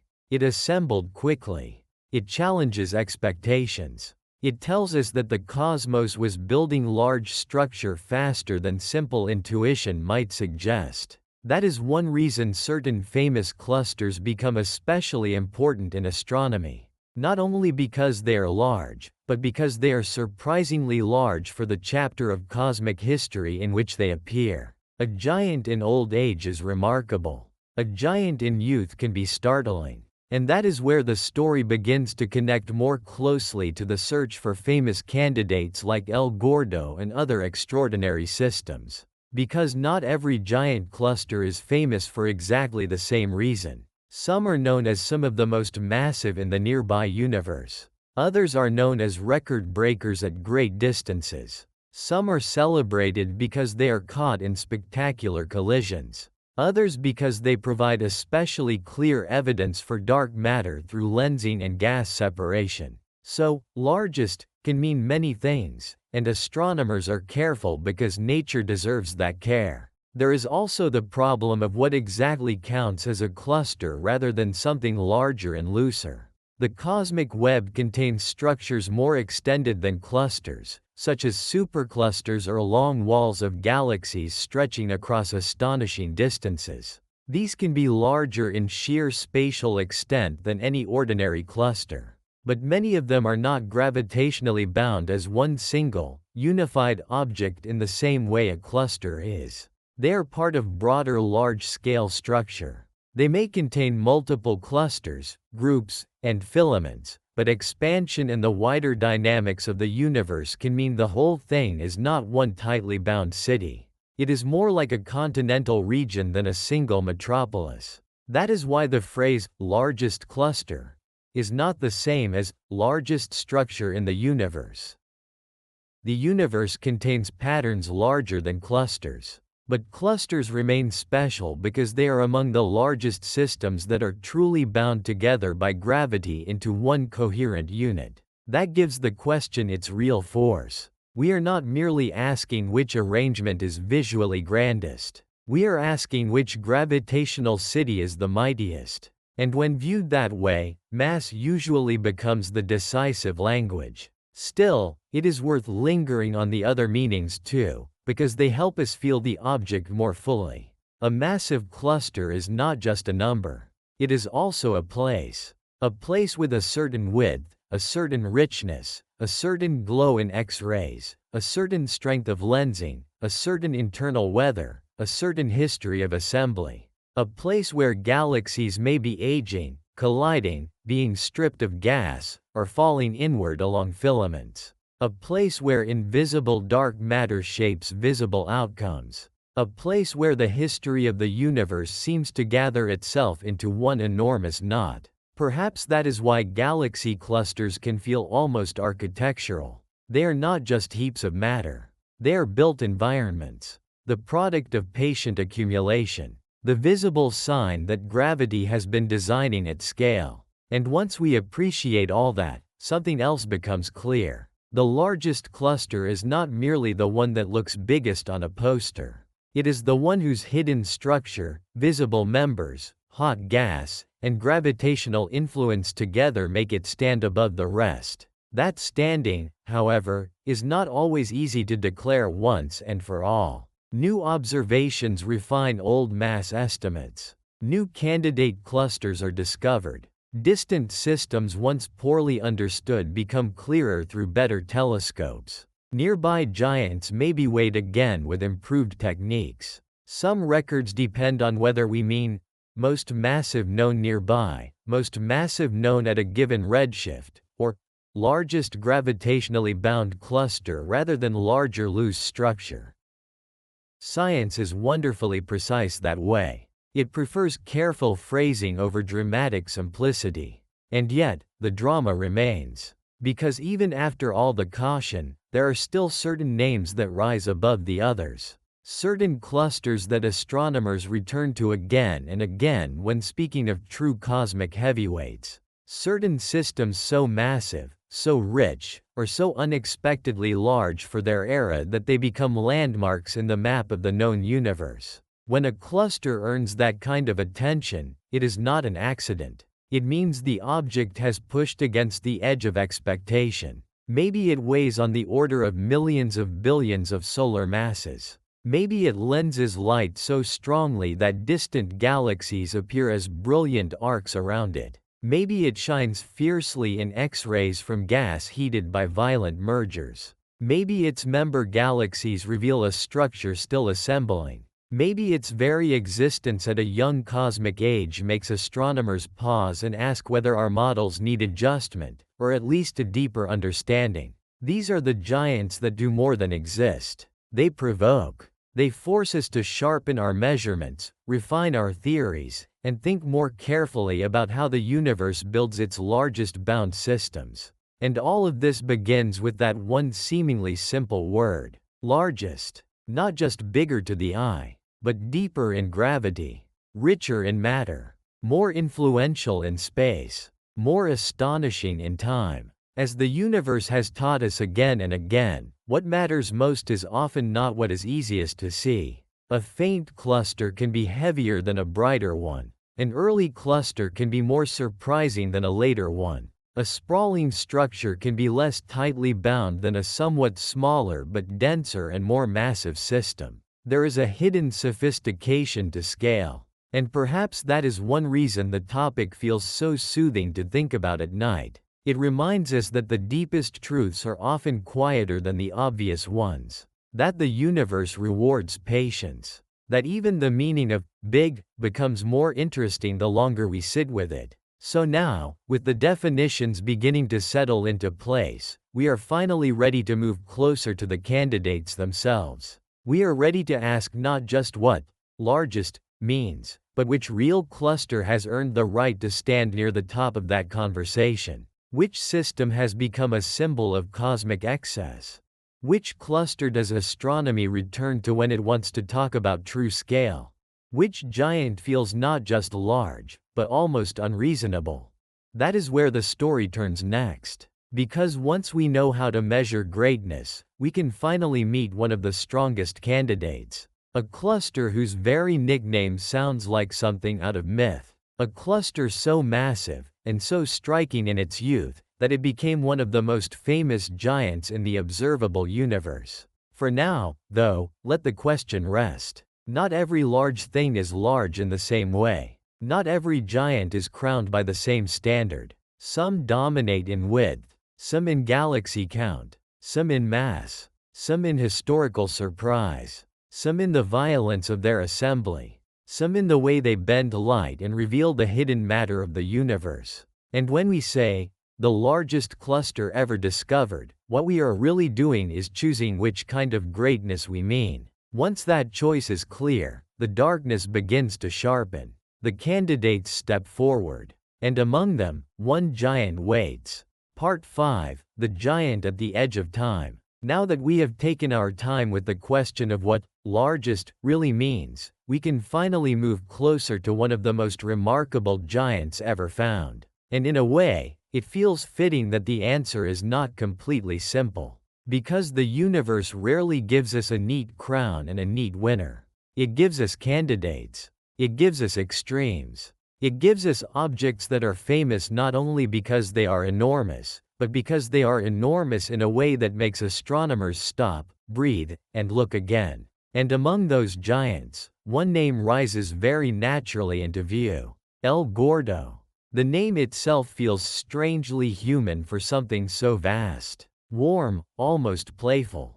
A nickname rather than a catalog label. In Spanish, it means the fat one. And for an object this grand, the nickname somehow fits. Not because the cluster is soft or rounded in any ordinary sense, but because it carries such an immense concentration of matter that the name seems to capture something the dry official designation cannot. Its formal name is ACT 150 J01024915, but almost no one remembers it that way. They remember El Gordo.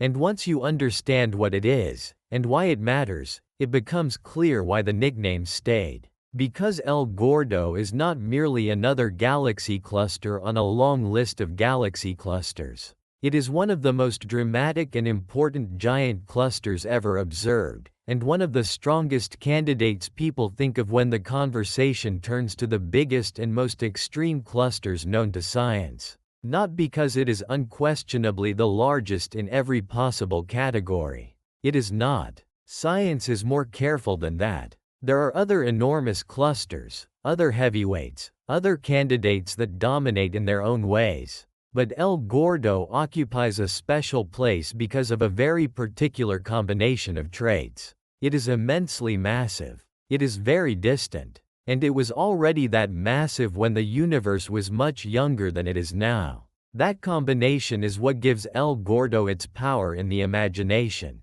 Because it is one thing for the universe to produce a giant after billions upon billions of years of patient construction. It is another for the universe to have built one so early that, even now, we are still slightly startled by it. That is the kind of greatness El Gordo represents. Not only size, but early size. Not only mass, but surprising mass, appearing when cosmic history was still far from mature. To understand why that matters, it helps to drift backward for a moment into the deeper timeline of the universe. The cosmos is old. Around 13.8 billion years old, according to our best current understanding. That is enough time for a great deal of gravitational gathering to occur. Enough time for small structures to grow into larger ones, for galaxies to form and merge, for groups to assemble, for clusters to become rich and powerful. In the modern universe, after all this time, we expect to find large clusters. We expect gravity to have had time to do its work. But when we look farther into space, we are also looking farther into the past. That is one of the quiet miracles of astronomy. Light takes time to travel. So when a cluster lies billions of light years away, the light entering our telescopes tonight may have left that cluster billions of years ago. We are not seeing it as it is now. We are seeing it as it was. This means distance becomes history. The farther away El Gordo is, the younger the universe was when its light began its journey toward us. And that is where the shock begins. Because El Gordo is seen at a time when the universe was only a little over half its current age. Not in its earliest infancy, of course, but still young enough that assembling such an enormous cluster already begins to feel ambitious. The universe had not yet enjoyed the full long stretch of cosmic time it has now.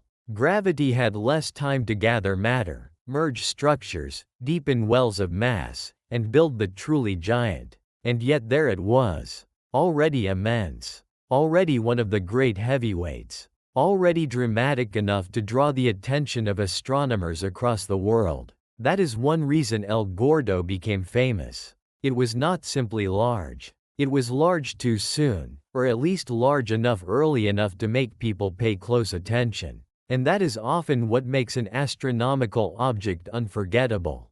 Not just its raw numbers, but the feeling that it arrived earlier than expected, or in a form more extreme than comfortable intuition would have predicted. In that sense, El Gordo is a little like finding a cathedral in a place where you expected only foundations. The structure is not impossible, but it is impressive precisely because the building seems so advanced for the chapter of history in which it appears.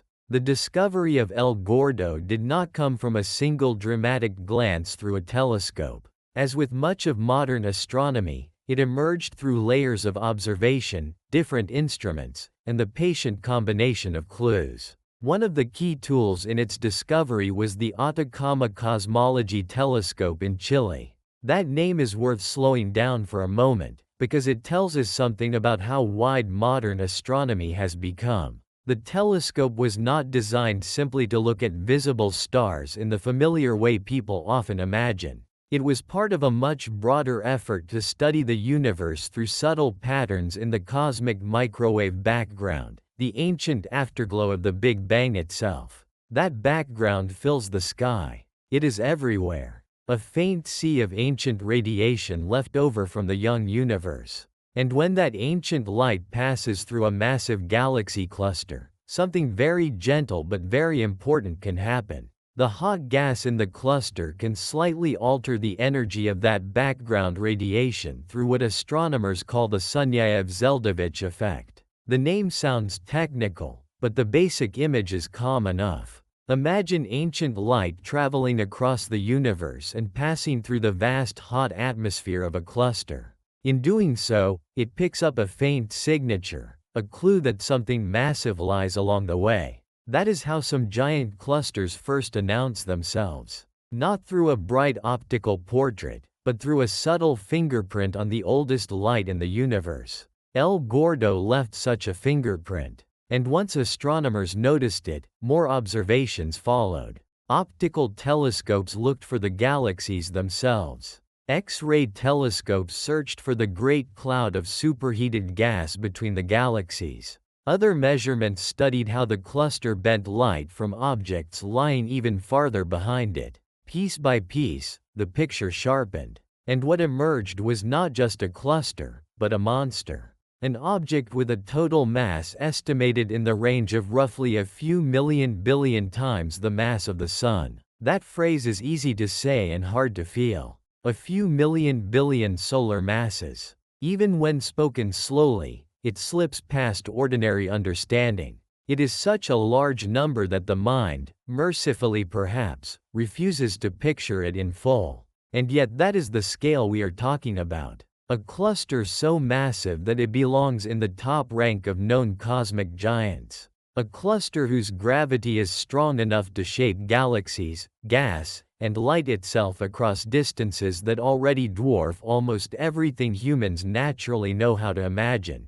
If we translate that mass into something more visual, the picture becomes a little easier to hold. El Gordo contains, or is bound together by, the equivalent of mass on the order of thousands of Milky Way galaxies. Not thousands of stars. Thousands of galaxies like our own. Of course, much of that mass is not invisible galaxies, because dark matter dominates cluster mass. But even that comparison gives the heart a moment to catch up. Our Milky Way already feels huge beyond reason. And here is a system whose total mass exceeds that by thousands of times. This is what we mean when we call El Gordo a giant. Not poetic giant. Not symbolic giant. A real gravitational giant. But El Gordo becomes even more interesting the closer we look, because it is not a quiet, settled giant. It is not a serene ancient capital resting in mature stillness. It is a giant in motion. A giant in collision. A giant being assembled through violence on a scale that only the universe could make seem graceful. Observations strongly suggest that El Gordo is the product of two massive subclusters crashing into one another. In other words, it is not simply one calm cluster sitting in equilibrium. It is a merger. A great cosmic impact, slow by human standards but still breathtakingly energetic, unfolding across millions of years. This matters for several reasons. First, it helps explain some of the cluster's structure. When astronomers examine the galaxies, the hot gas, and the dark matter distribution, they find signs that El Gordo is not perfectly relaxed. It has the complexity, asymmetry, and dynamism we expect from a major collision. Second, it makes the object even more compelling to study. A quiet giant is impressive, but a giant caught in the act of becoming something even greater is a different kind of gift. El Gordo lets astronomers study not just cluster size, but cluster growth. Not just the end product, but the process. It is a system where gravity's long history is still visibly at work, where enormous masses are still in the act of finding their new arrangement. And that arrangement is anything but gentle. When two galaxy clusters collide, the galaxies themselves often pass through one another relatively cleanly, because individual galaxies are small compared with the enormous distances between them. But the hot gas in each cluster does not behave so quietly. Gas crashes into gas. Shock waves form. Heating intensifies. Structure becomes turbulent. The collision can separate the gas from the dark matter and galaxies in revealing ways. That is part of what makes merging clusters like El Gordo so scientifically important. They become natural experiments in the behavior of matter under extreme conditions. They can reveal how ordinary matter responds in a collision, how dark matter may remain more collisionless, and how the total structure rearranges itself under enormous gravitational stress. In the case of El Gordo, this drama is visible in multiple wavelengths. X-ray observations show the hot gas. Optical and infrared observations show the galaxies. Gravitational lensing maps help reveal the dark matter distribution. Together they produce a layered portrait of one of the most extreme cluster systems ever seen. It is almost like watching a city through different senses. With one sense you see the buildings. With another you feel the heat in the streets. With another you map the invisible roads that shape movement without ever becoming visible themselves. Astronomy works like that now.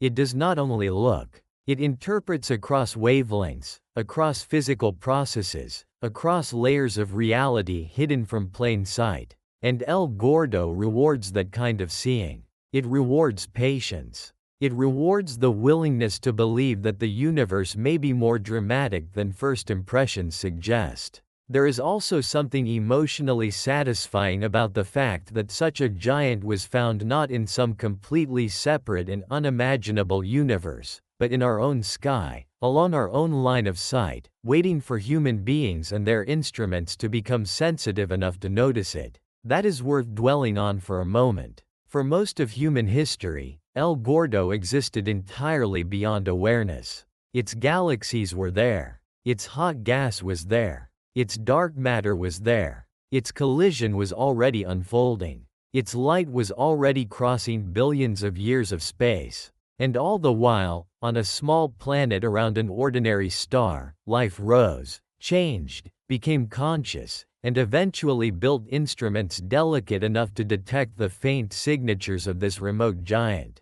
The cluster did not suddenly come into being when we discovered it. What changed was us. We became capable of finding it. And that may be one of the softest and most comforting themes in astronomy. The universe has always been larger than our maps, but the maps keep growing. Not because the cosmos is becoming bigger, but because human attention keeps learning how to travel. Still, El Gordo is not interesting only because it is distant and massive. It is also interesting because it sits so near the edge of a question cosmologists care about deeply. How fast did structure form in the universe? If the early universe began smooth, and structure grew through gravitational amplification of tiny fluctuations, then the timing of giant cluster formation becomes a test of the whole framework. Find too many enormous clusters too early, and the theory begins to feel strain. Find them in numbers and masses consistent with the model, and the model gains support. El Gordo sits right in that conversation. For a time, its very existence seemed extreme enough to raise eyebrows about whether it might be uncomfortably large for its epoch. Later work has helped place it more comfortably within the broader expectations of cosmology, though still as a very rare and remarkable object. That balance is important. El Gordo is not a rebellion against physics. It is a dramatic confirmation of just how far physics can go. It shows that the universe, working through gravity, dark matter, and time, really can assemble giants of this magnitude earlier than our simple intuitions might prefer. So El Gordo is not just a record holder in spirit. It is a proof of concept for cosmic ambition. It tells us that by the time the universe was only several billion years old, gravity had already built cities of staggering scale. Not fully quiet, not fully settled, but undeniably giant. And that changes the emotional texture of the cosmos a little. It reminds us that the young universe was not a blank simplicity waiting passively for grandeur to arrive much later. It was already active, already gathering, already making things whose scale feels almost unreasonable. If you imagine drifting near El Gordo, the sight would likely be less neat and postcard-like than people sometimes expect from astronomy. You would not see tidy symmetry and perfect stillness. You would see a colossal region of space alive with history. Galaxies of many kinds moving inside a shared gravitational field. Hot gas spread across enormous volumes. Signs of impact and merging written into the structure. Light from even more distant galaxies bent into arcs by the cluster's mass. A place where the visible and invisible are tied tightly together, where matter no longer lives as separate local stories but as one large communal event. It would feel less like visiting a single object and more like entering a weather system the size of a civilization. That is perhaps the best way to picture El Gordo. Not a static jewel, but a deep environment. A region where gravity has become architecture, heat, motion, and history all at once. And yet, for all that, we must still be careful with our language. Because even though El Gordo is one of the most extreme and famous clusters ever discovered, science does not usually like absolute claims without context. There are other massive clusters in the nearby universe. There are candidates whose total masses may rival or exceed El Gordo in different ways. There are systems that may be more massive in the present-day universe, because they have had longer to grow. There are also larger-scale structures beyond clusters, though not always gravitationally bound in the same sense. So when we place El Gordo in the story, we do best when we say something both honest and satisfying. El Gordo is one of the most massive galaxy clusters ever discovered, and one of the most extraordinary because of how massive it already was so far back in cosmic time. That sentence carries the right kind of wonder.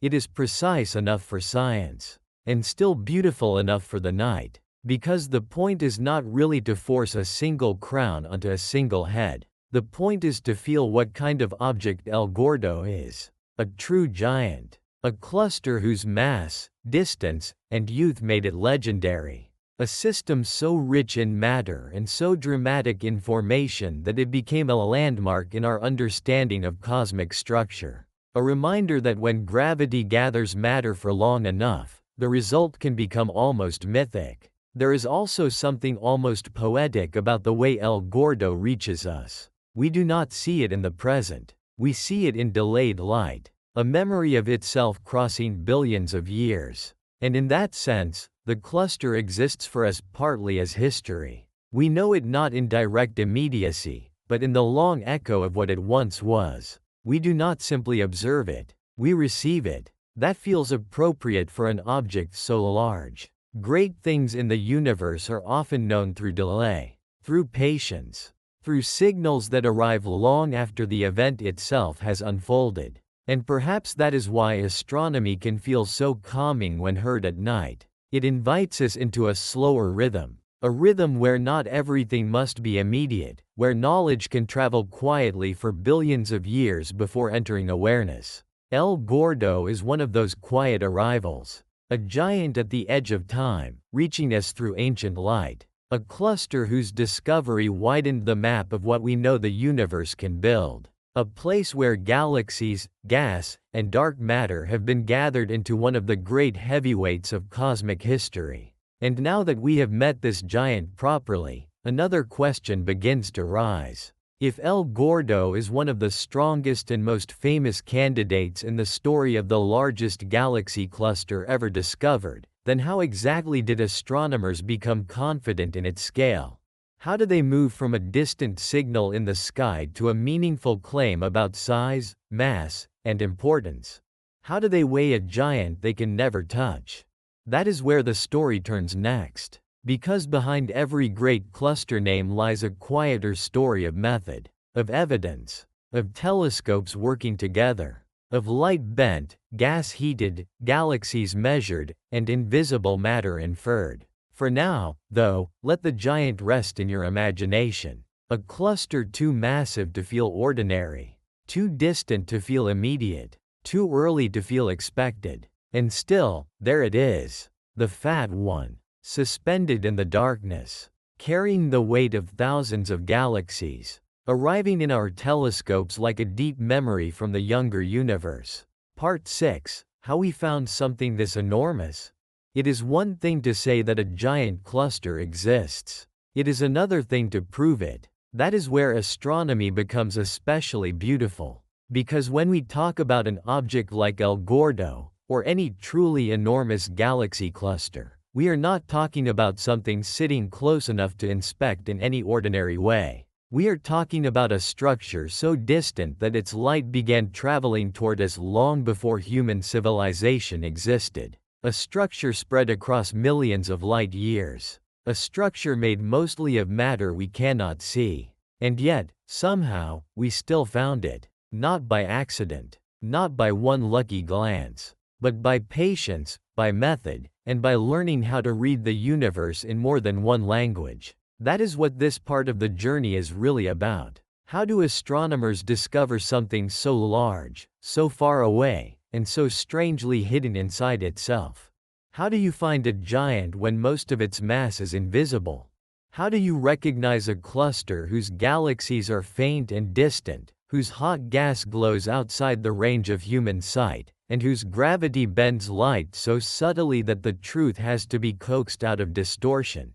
The answer, as it turns out, is that you do not rely on one clue. You gather many. You listen to light in different forms. You compare one wavelength with another. You measure motion. You map heat. You trace gravity by watching what it does to background galaxies. And slowly, almost like assembling a memory from fragments, the presence of the cluster comes into view. This is one of the softest miracles in science. We do not travel to these giants. We let their evidence come to us.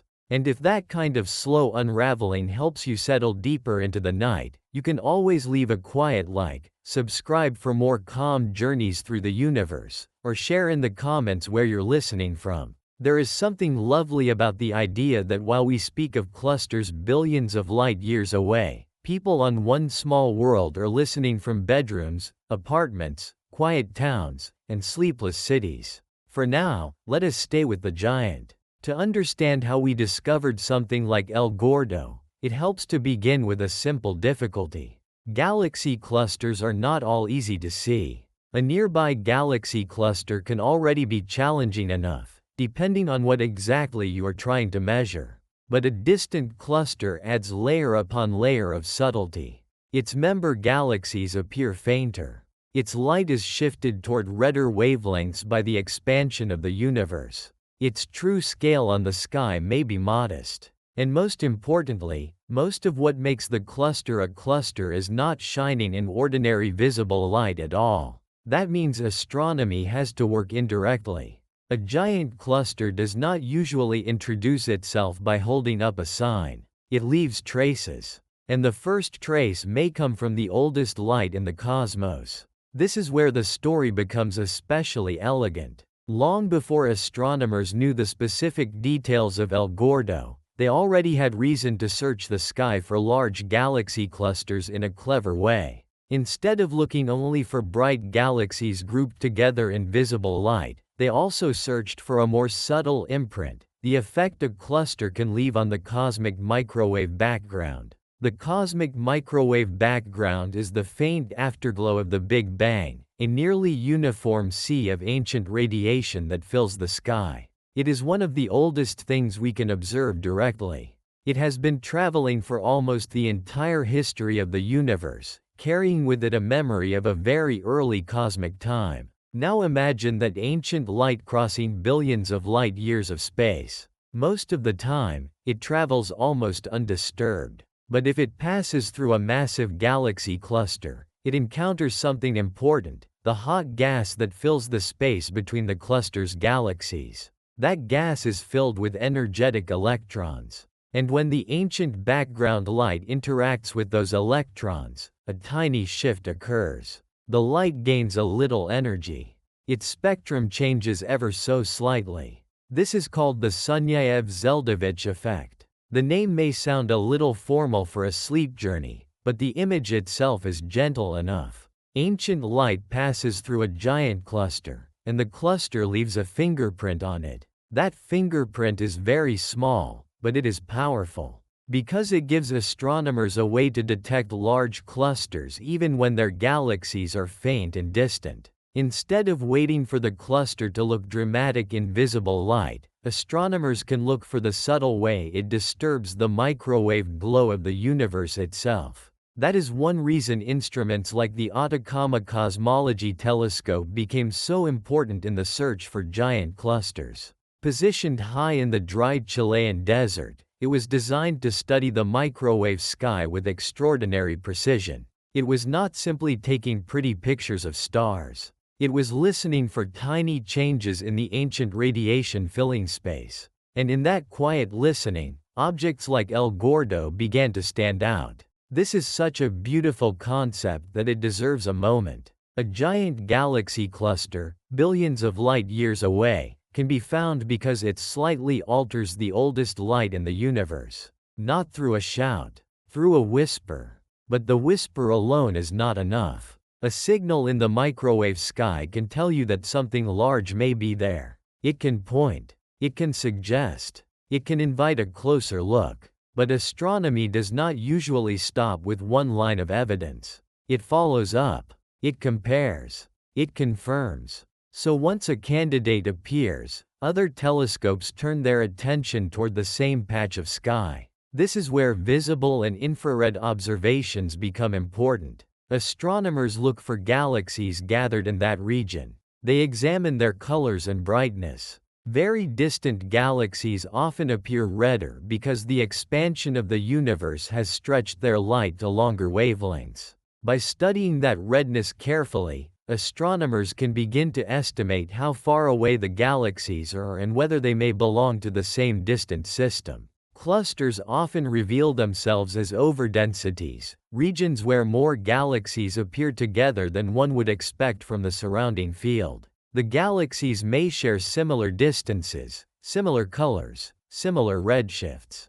Taken together, those clues begin to suggest that this is not just a random line-of-sight coincidence. It is a real physical structure. This step matters enormously. Because the sky is deep, very deep, and sometimes unrelated galaxies can appear close together in projection even if they are separated by vast cosmic distances. So astronomers must be careful. They must determine not only that many galaxies are seen in one direction, but that they truly belong to the same gravitational gathering. That is where spectroscopy enters the story. Spectroscopy is one of astronomy's most elegant tools. When light from a galaxy is spread out into a spectrum, like a rainbow separated into its component wavelengths, it carries information about the galaxy's composition, motion, and distance. Specific features in the spectrum shift depending on how fast the galaxy is moving away from us due to cosmic expansion.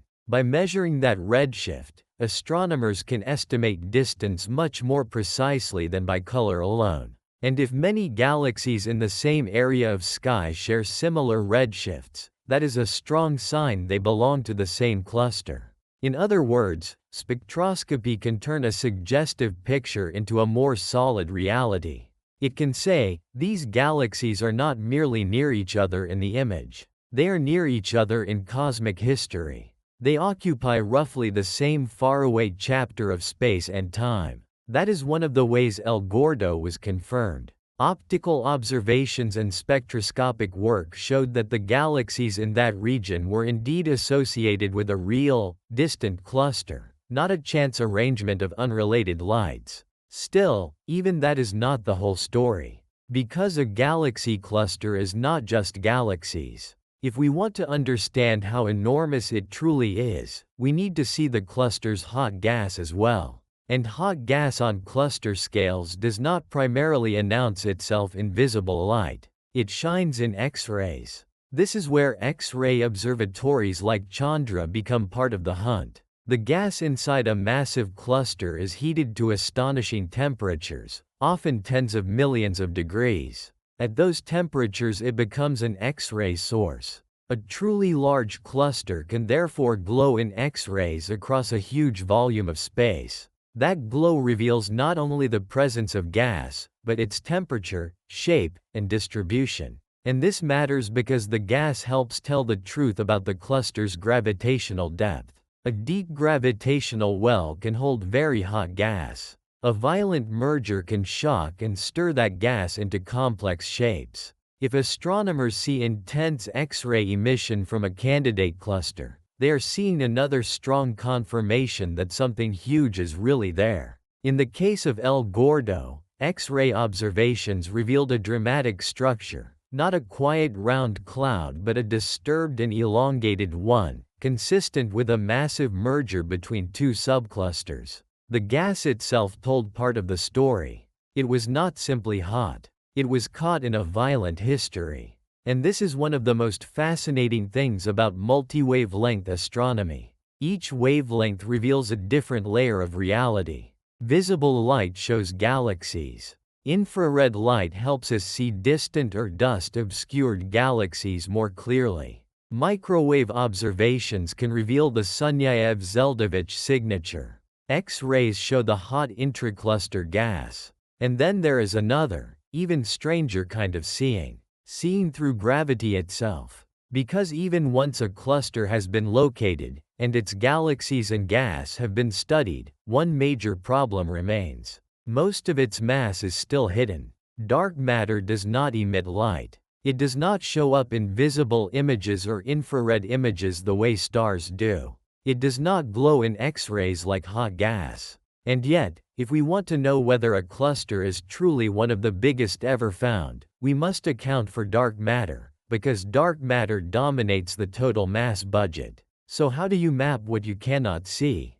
You watch what it does to other light. This is gravitational lensing. If a cluster is massive enough, its gravity bends the path of light from galaxies lying far behind it. Sometimes that bending is subtle, detectable only through careful statistical analysis of many faint background galaxies. This is called weak lensing.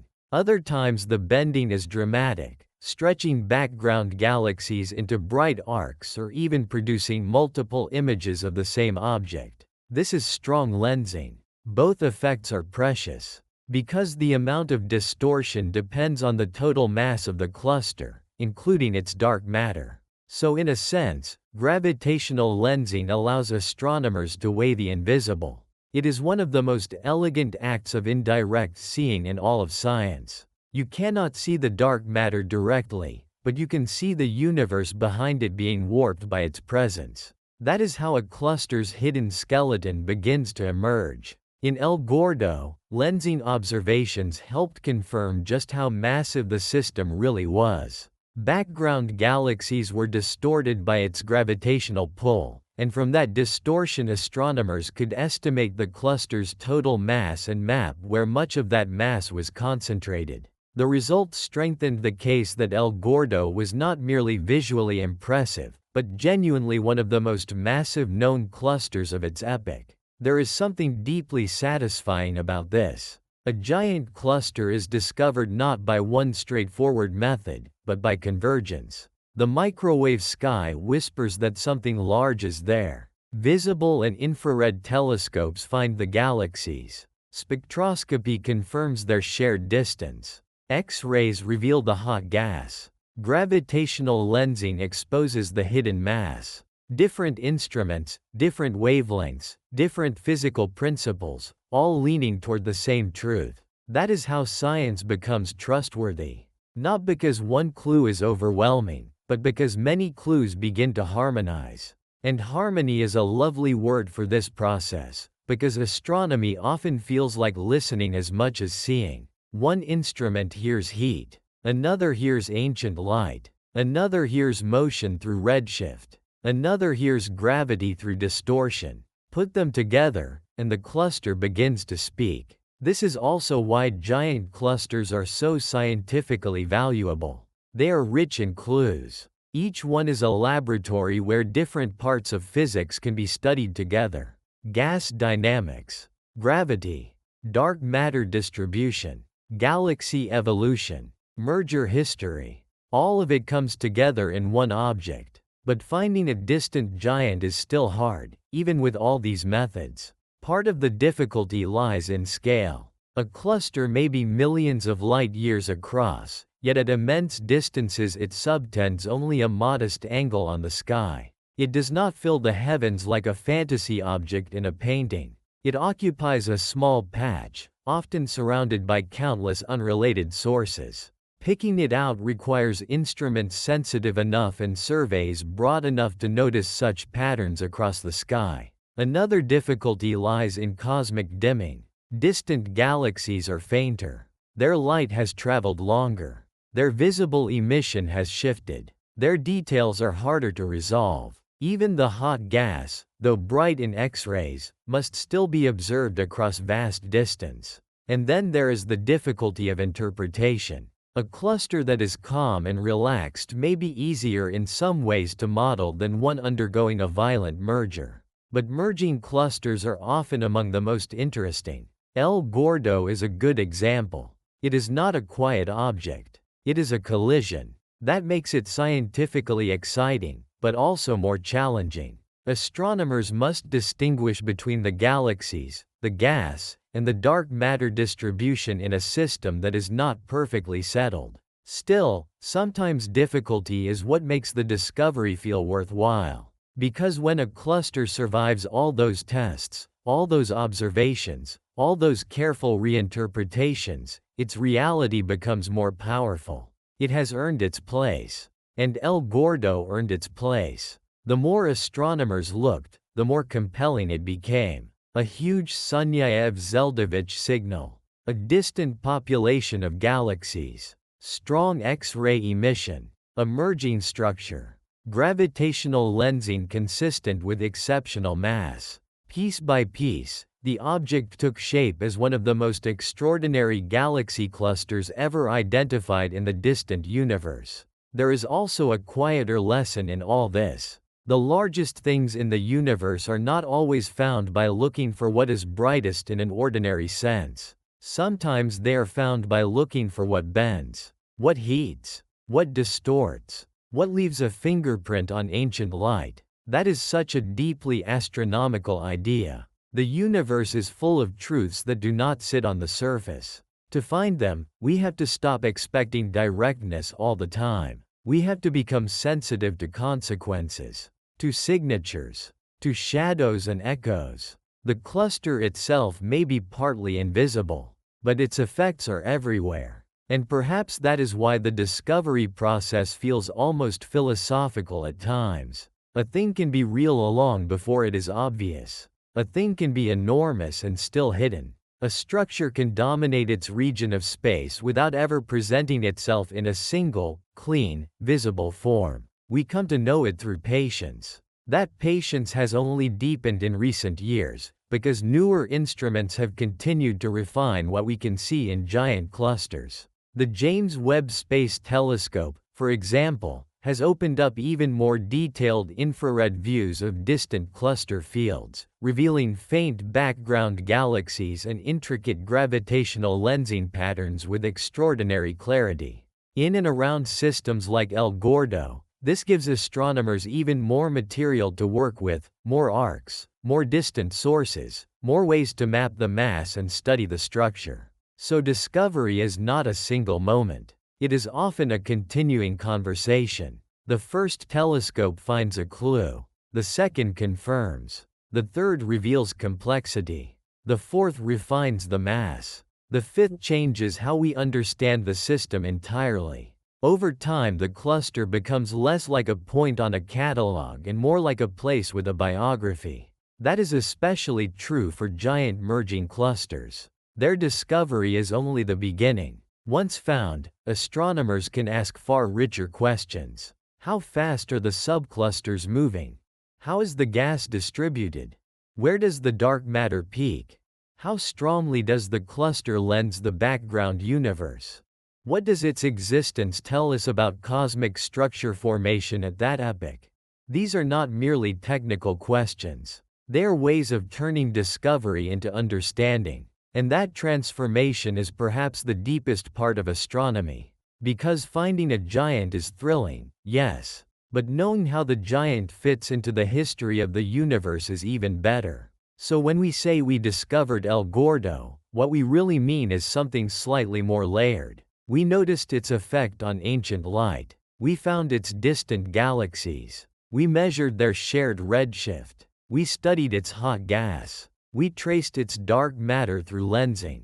And from all of that, we recognized a giant. Not by standing beside it, but by reading the signs it left in the sky. There is a real tenderness in that. Human beings, small and earthbound, learning to recognize a cluster billions of light years away through the faint consequences of its existence. A kind of cosmic literacy. A way of reading the dark. And once you begin to think of discovery in those terms, giant clusters feel even more extraordinary. Not just because they are huge, but because they are knowable at all. Knowable through inference, through elegance, through patient accumulation of evidence. That is one reason astronomy can feel so soothing when approached slowly. It does not demand that everything be obvious.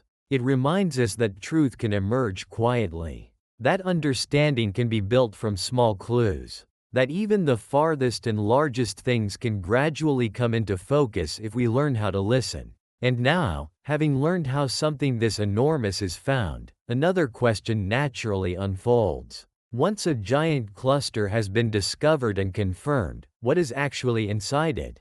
What fills that enormous volume? What kinds of galaxies live there? What does the gas do? How much dark matter is really present? What does it feel like, in scientific terms, to look inside such a city of galaxies and understand its internal makeup? That is where the next step leads. Because finding the giant is only one part of the wonder. The next part is opening it, seeing its contents, learning what kind of hidden world a galaxy cluster really is. For now, though, let the discovery process linger in your mind. Ancient light crossing the universe. A faint distortion in the microwave sky. A gathering of redshifted galaxies. X-ray heat spread across millions of light years. Background galaxies stretched into arcs by invisible mass. And from those layered clues, one conclusion rising slowly and clearly. Something enormous is there. Something ancient. Something heavy enough to bend space and hot enough to glow beyond visible sight. A giant, discovered not in one glance, but in many patient acts of seeing. Part 7. What lives inside a giant galaxy cluster? Now that we know how astronomers found something as enormous as a giant galaxy cluster, a quieter and more intimate question begins to rise. What is actually inside one? It is easy, from far away, to imagine a cluster as just a crowd of galaxies. A great gathering of luminous islands in the dark. And that is not wrong, exactly.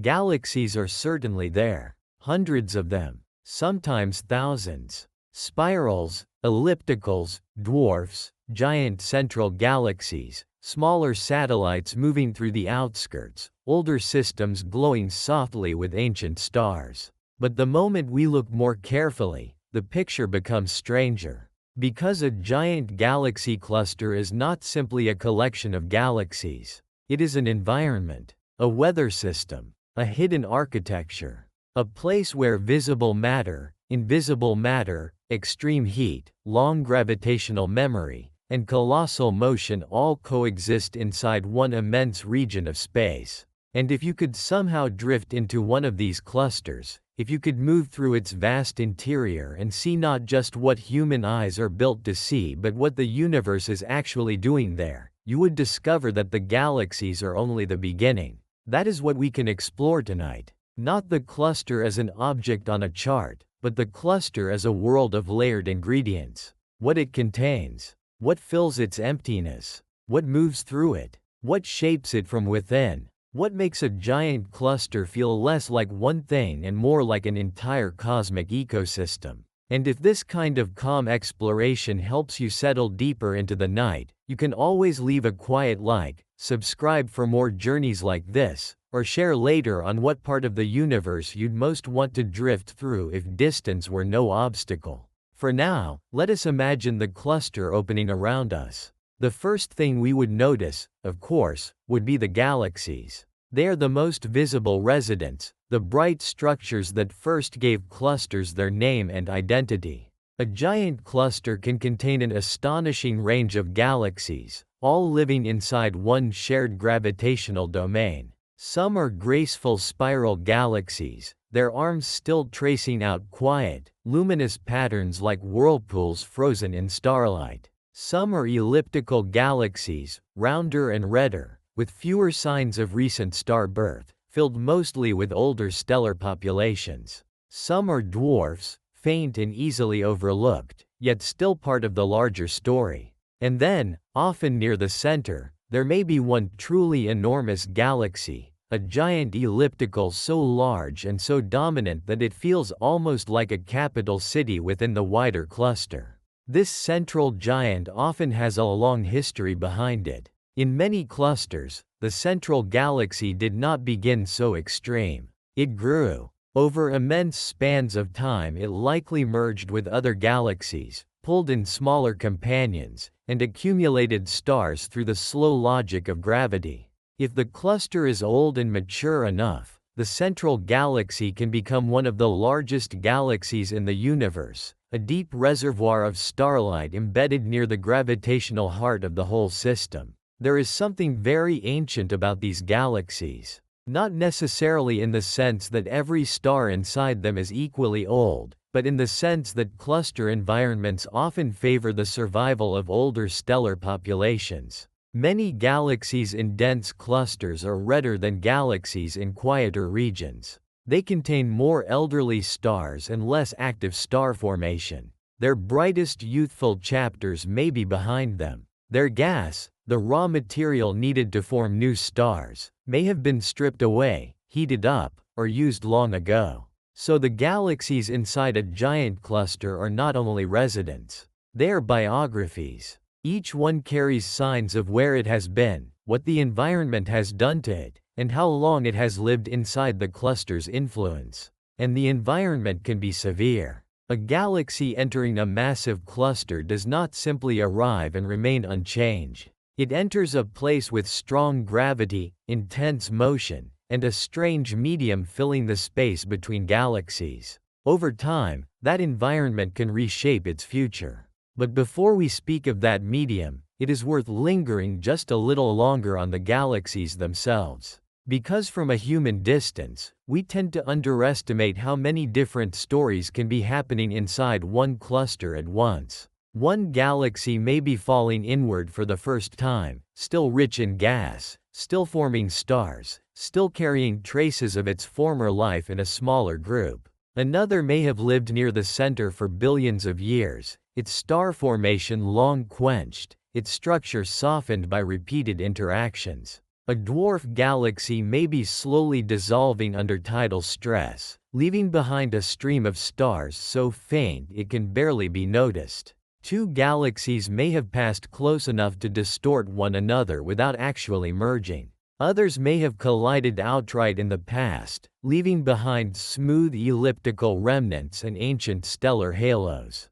So a cluster is not a static gathering. It is a place where many galactic lifetimes overlap. And yet, as remarkable as these galaxies are, they account for only a small fraction of the cluster's total matter. That is where the next layer begins. The space between the galaxies is not truly empty.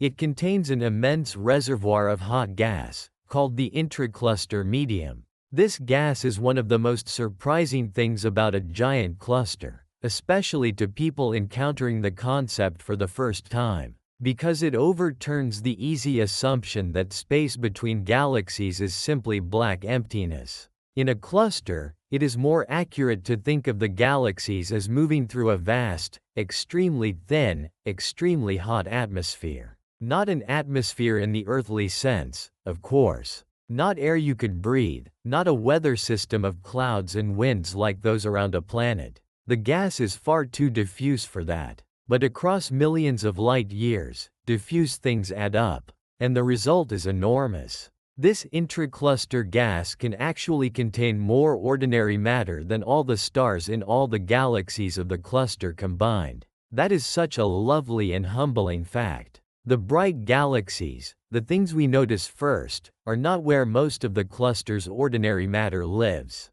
Much of it lives in the thin, nearly invisible space between them, spread out as superheated plasma. And the temperatures involved are extraordinary.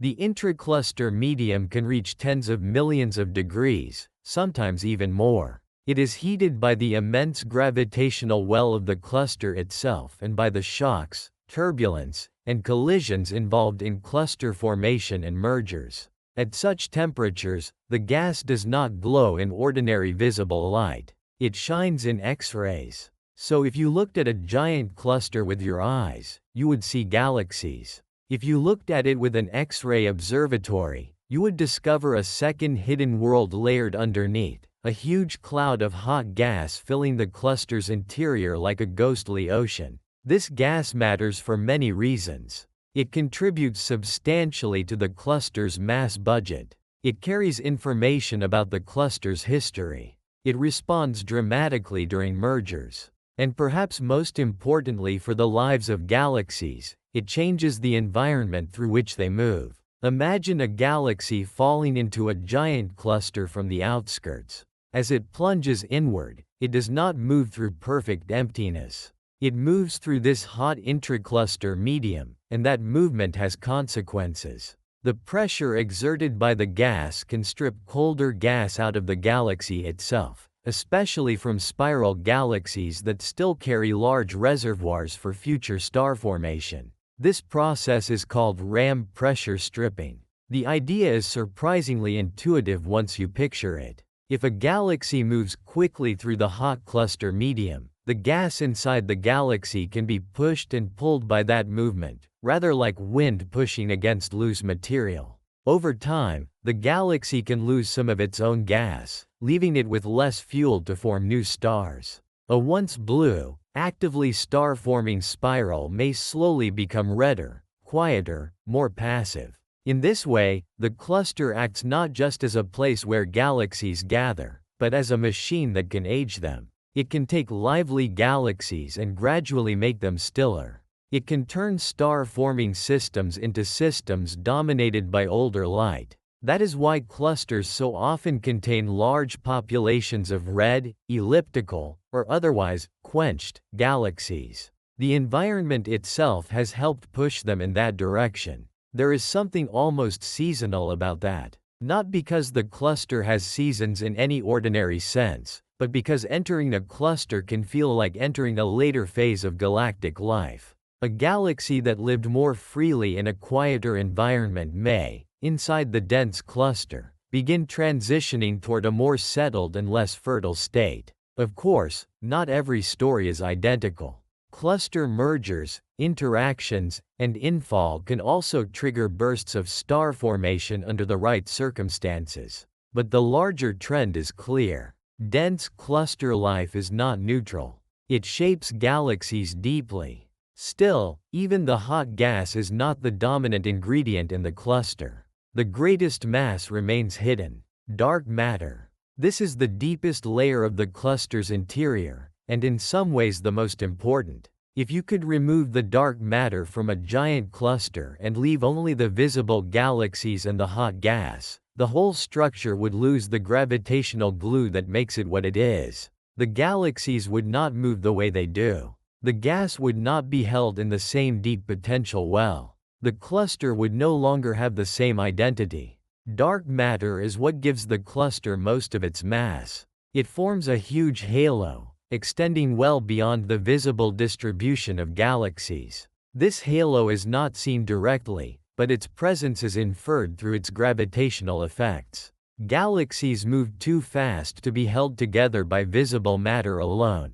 The hot gas is too energetic to be confined without extra gravity. Light from background galaxies is bent in ways that require far more mass than stars and gas can account for. So the cluster is, in a very real sense, a dark matter structure first, and a visible galaxy city second. That is one of the most extraordinary shifts in perspective astronomy asks us to make. We are used to believing that the visible part of a thing is its main substance. But in giant galaxy clusters, what we see is only the luminous decoration on a much larger invisible framework. The true skeleton of the cluster is dark. The galaxies and gas are embedded inside it. They reveal it indirectly, like leaves revealing the shape of the wind. And if you think about that for long enough, the cluster becomes almost mythic. A giant city of galaxies hanging inside an unseen gravitational continent. Invisible mass shaping visible architecture. A place whose deepest truths are not bright, but hidden. There is also motion everywhere inside a giant cluster. That is another thing we tend to underestimate. A cluster may feel still in an image, because the timescales are so vast and the distances so enormous, but it is full of movement. Galaxies orbit within the cluster's gravitational well. Subclusters may be falling together. Gas may be sloshing, colliding, and generating shocks. Matter continues arriving along filaments of the cosmic web. Nothing is truly static. The speeds involved can be astonishing. Galaxies inside rich clusters can move at thousands of kilometers per second. They are not drifting lazily in place. They are racing through the gravitational field of the cluster, tracing the pull of total mass distributed across a structure millions of light-years wide. And because these motions are so fast, the cluster's internal life can become violent in very slow motion. A merger between two clusters, or between a large cluster and a smaller infalling subcluster, can release unimaginable energy. The galaxies largely pass by one another because of the huge distances between them, but the gas does not. Gas collides with gas. Shock fronts form. Heating intensifies. Entire structures are disturbed. This is especially important for understanding giant clusters like El Gordo, which appear to be caught in the act of major merger activity. In those systems, the galaxies, gas, and dark matter can become offset from one another in ways that reveal the physics of the collision. The gas may lag, pile up, and heat violently, while the galaxies and dark matter continue on more freely. The result is a layered map of what each component does under extreme conditions. That is one reason astronomers love these clusters so much. They are not only large, they are revealing. They let us compare how ordinary matter behaves versus how dark matter behaves. They let us see how extreme gravity sculpts heat and motion on scales no planet or star could ever imitate. So inside a giant cluster, everything is speaking at once. The galaxies tell the story of stellar populations and environmental change. The hot gas tells the story of heat, pressure, and merger history. The dark matter tells the story of the hidden gravitational framework. The motion of all three tells the story of continuing assembly. And then there is light from beyond the cluster, which the cluster bends and reshapes through gravitational lensing, allowing even more of the hidden mass distribution to be mapped. This makes a giant cluster feel less like one object and more like a layered conversation. Every component says something different, and all of them together say, This place is alive with structure. There is even a kind of weather inside these clusters, though again not weather in the human sense. The hot gas can have turbulence. It can have pressure differences. It can experience shocks from mergers. There can be cooling in some regions, especially near dense central areas, where gas may slowly lose energy and attempt to fall inward. Near the core of a cluster, especially if a central active galaxy or supermassive black hole is present, feedback can complicate everything further, injecting energy back into surrounding gas and preventing simple cooling from proceeding unchecked. In other words, the cluster is not just holding gas. It is regulating gas, heating it, cooling it in places, stirring it, shocking it, redistributing it. A giant galaxy cluster is not quiet just because it is large. Large things in the universe often have the longest and most patient dramas. And perhaps that is what makes them feel so beautiful for sleep. Their intensity unfolds so slowly that it becomes calm to imagine. Not because nothing is happening, but because everything is happening at the pace of cosmic time. If you could float through such a cluster for a human lifetime, almost nothing would seem to change. The galaxies would hold their positions. The gas would remain invisible to your ordinary eye. The cluster might look serene, but on longer scales, the whole thing is restless. Galaxies are falling, orbiting, stripping, merging. Gas is heating and flowing.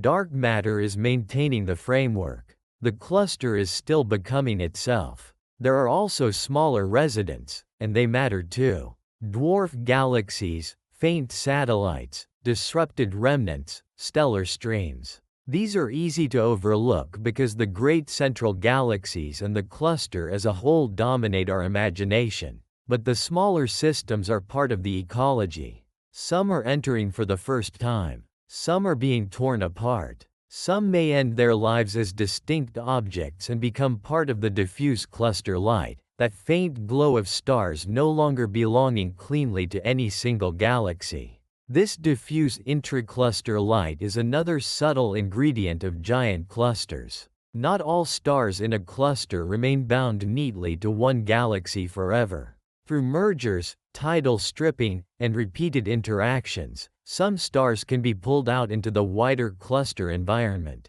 Over time they form a faint background glow spread across the cluster, a soft population of stars living between the galaxies rather than inside them. That glow is a kind of memory, a record of past interactions, evidence that the cluster has been collecting not only galaxies, but the debris of their long gravitational histories. And this brings us to something almost philosophical. A giant cluster is not just made of matter.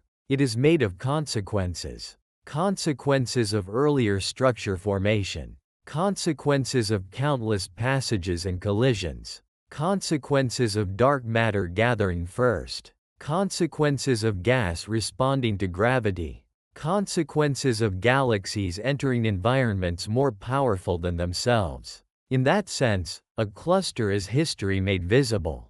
Everything inside it has been shaped by time. The galaxies remember. The gas remembers. The diffuse light remembers. Even the dark matter distribution remembers, in the sense that it reflects the long accumulated logic of gravitational growth. So when we ask what exists inside a giant galaxy cluster, the answer is not just a list of ingredients, though the ingredients matter. Galaxies, hot gas, dark matter, diffuse starlight, motion, shocks, mergers, gravitational memory. All of those are real, but together they form something larger than the list itself. They form an interior world. A cluster is one of the places where the universe most clearly shows its layered way of building things. Nothing there stands alone. The visible depends on the invisible. The galaxies depend on the larger halo. The environment shapes the residents. The past shapes the present. And all of it remains open to further change. That is why these objects can feel so satisfying to think about. They are structured complexity. They are not chaos. They are not simplicity. They are the middle state the universe seems to love most, order built from many interacting parts. And once we understand what lives inside a giant cluster, another question naturally appears. If such a cluster contains galaxies, gas, dark matter, motion, and collisions, then how far does its influence really reach? How much space around it is changed by its gravity? How much of the surrounding universe bends, falls, brightens, or distorts because the cluster is there? That is where the next step leads. Because a giant cluster does not only shape what is inside it, it changes the space around it. For now, though, let the interior of the cluster linger in your mind. A dark matter framework holding everything together. Galaxies moving through it like luminous districts in a city too large to imagine.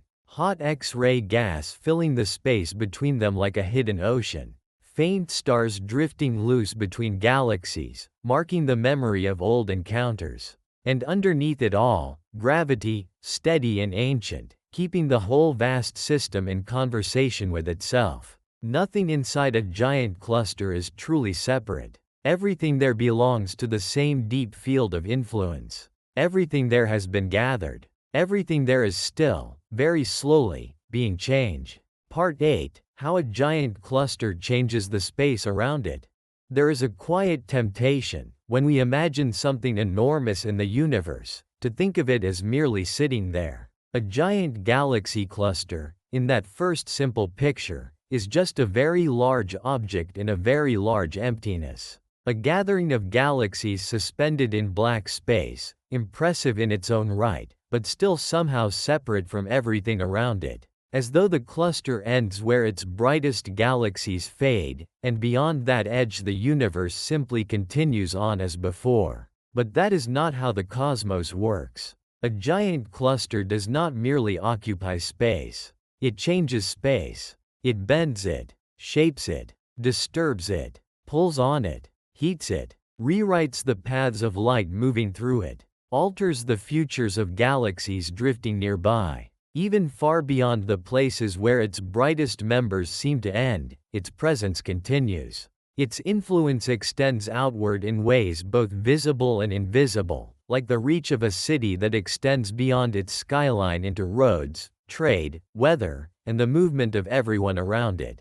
That is what we can explore now. Not just the cluster as a container of galaxies, gas, and dark matter, but as an active force in its surroundings. A thing so massive that it does not simply exist inside the universe. It participates in shaping the very appearance of the universe around it. And if this calm walk through cosmic scale is helping you settle in, you can always leave a quiet like, subscribe for more nights like this, or later on share in the comments whether you prefer the deep mystery of black holes, the slow vastness of galaxy clusters, or the peaceful silence of the cosmic web.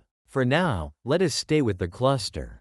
If we were somehow drifting toward a giant galaxy cluster from far away, the first thing we might notice would not actually be the galaxies themselves. It might be the way the view behind the cluster begins to change. That sounds strange at first, but it is one of the loveliest truths in astronomy. A giant cluster is so massive that it can bend the path of light coming from objects behind it. Not because the cluster sends out some magical force in the ordinary sense, but because mass changes the geometry of spacetime itself. According to Einstein's general theory of relativity, gravity is not just a pull between objects. It is also the shaping of the space through which objects and light must travel. So if a distant galaxy lies far behind a massive cluster, the light from that galaxy does not always come to us along a straight and simple route. The cluster bends the route. It acts like a gravitational lens. This is one of the most beautiful ideas in all of science. A galaxy cluster becomes a lens made not of glass, but of mass. And because the lens is made mostly of dark matter, gas, and galaxies spread over millions of light years, the result is often more dreamlike than neat. Background galaxies can appear stretched, curved, magnified, distorted, or even duplicated. A single distant galaxy may appear as an arc of light, or as multiple images arranged around the cluster's center. To an astronomer, Those arcs are not just beautiful. They are revelations. They tell us that the cluster's gravity is so deep, so far-reaching, and so well distributed that it is literally reshaping the appearance of the universe behind it. It is taking the background cosmos and bending it into a new visual language. There is something quietly profound in that. It means a giant cluster does not simply block our view. It edits our view. It becomes part of the way the universe is seen. And that is perhaps the first major way a giant cluster changes space around it. It alters the paths of light. It writes itself into the journey of photons that may have traveled billions of years, only to be redirected in their final stretch by the gravity of one immense structure. This effect, gravitational lensing, comes in different strengths. Sometimes the distortion is dramatic. Bright arcs curve around the cluster like fragments of a ring, delicate and stretched, almost painted across the darkness. These are the kinds of images that capture the imagination most easily. Strong lensing makes the cluster feel like a cosmic glass sculpture through which the background universe is being viewed. Other times the effect is subtler. A background galaxy may look only slightly stretched or gently skewed. One image alone may reveal little. But if many such galaxies behind the cluster all show the same faint directional distortion, astronomers can use that statistical pattern to map the cluster's total mass. This is weak lensing, and it is one of the quiet triumphs of modern astronomy. It allows the invisible matter of the cluster to be traced not by sight, but by consequence. So already, even before we talk about nearby galaxies or hot gas, we can see that a giant cluster changes surrounding space by changing how the more distant universe appears through it. But that is only one kind of influence. Because the cluster does not merely affect light passing through the region, it also affects matter moving near it. A giant cluster sits inside a deep gravitational well. Its mass, especially its dark matter halo, reaches far beyond the bright center most people would think of first. So galaxies approaching the cluster from the outskirts of the cosmic web do not simply pass by unaffected. They begin to feel its pull long before they fully enter the dense heart of the system. This is a little like approaching a large city at night. Long before you reach the downtown streets, you begin to notice its influence. Roads multiply.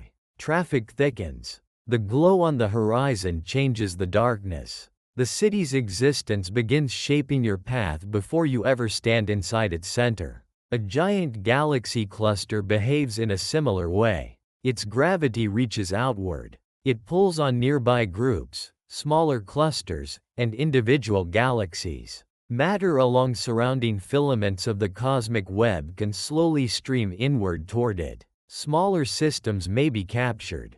Galaxies that once belonged to quieter environments may find themselves drawn toward a much denser future. So the cluster is not just a crowded place. It is an attractor, a destination for matter, a place where the structure of the universe is still being assembled because surrounding material keeps falling in. This is one reason clusters are often found where filaments of the cosmic web intersect. The web guides matter inward, and the deepest intersections become natural sites of long-term accumulation. In that sense, the giant cluster is less like an isolated object and more like the central basin of a much wider landscape. Matter flows toward it because the large-scale structure of the universe encourages that flow. This means the cluster changes not only the space inside its own boundaries, but the history of regions around it. A smaller galaxy group drifting nearby may eventually be swallowed into the larger cluster.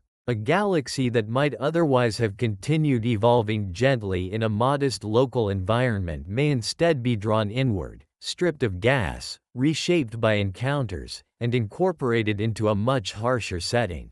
The cluster, then, is not passive. It changes destinies. It changes what kinds of environments nearby galaxies will inhabit. It changes which structures will remain separate and which will merge into something larger. In the slow cosmic sense, it acts like a collector of futures. And this gravitational reach can be felt in the motion of galaxies around the cluster as well. Nearby galaxies can accelerate inward. Their paths curve. Their velocities grow. The overall region becomes a place where motion is being organized by the cluster's mass. Even if the galaxies are still far from the dense central regions, their trajectories begin to bear the mark of that distant pull. And because gravity is not local in the everyday sense, the cluster's influence does not suddenly switch on at an edge. It fades gradually outward. There is no simple wall where cluster space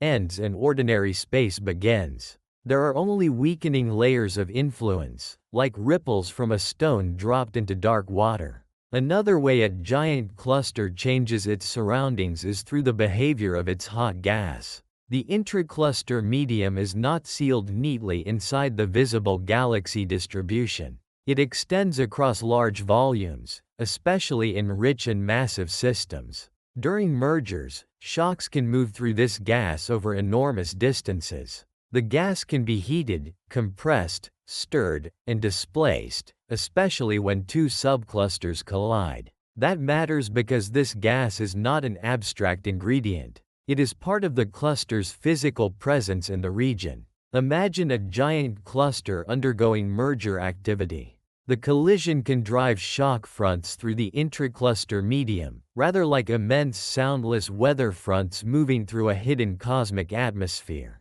These shocks heat the gas further and create regions of turbulence and pressure change across scales beyond anything familiar in ordinary life. So a giant cluster changes its surroundings not only by static gravity, but by dynamic events. Its mergers release energy into the surrounding gas. Its internal weather reaches outward. Its history of growth leaves hot, disturbed regions behind. In some systems, especially those with active central galaxies or black holes in their core, energy can also be fed into the surrounding gas by jets and outflows from the cluster's central galaxy. This can inflate cavities in the hot gas, distribute energy outward, and help prevent rapid cooling in the core. In that way, a cluster's central black hole can influence not just its own host galaxy, but a much larger surrounding environment. That is such a lovely example of nested influence. A black hole in one galaxy affects the gas in the center of a cluster that contains hundreds or thousands of galaxies. Scale inside scale. Influence inside influence.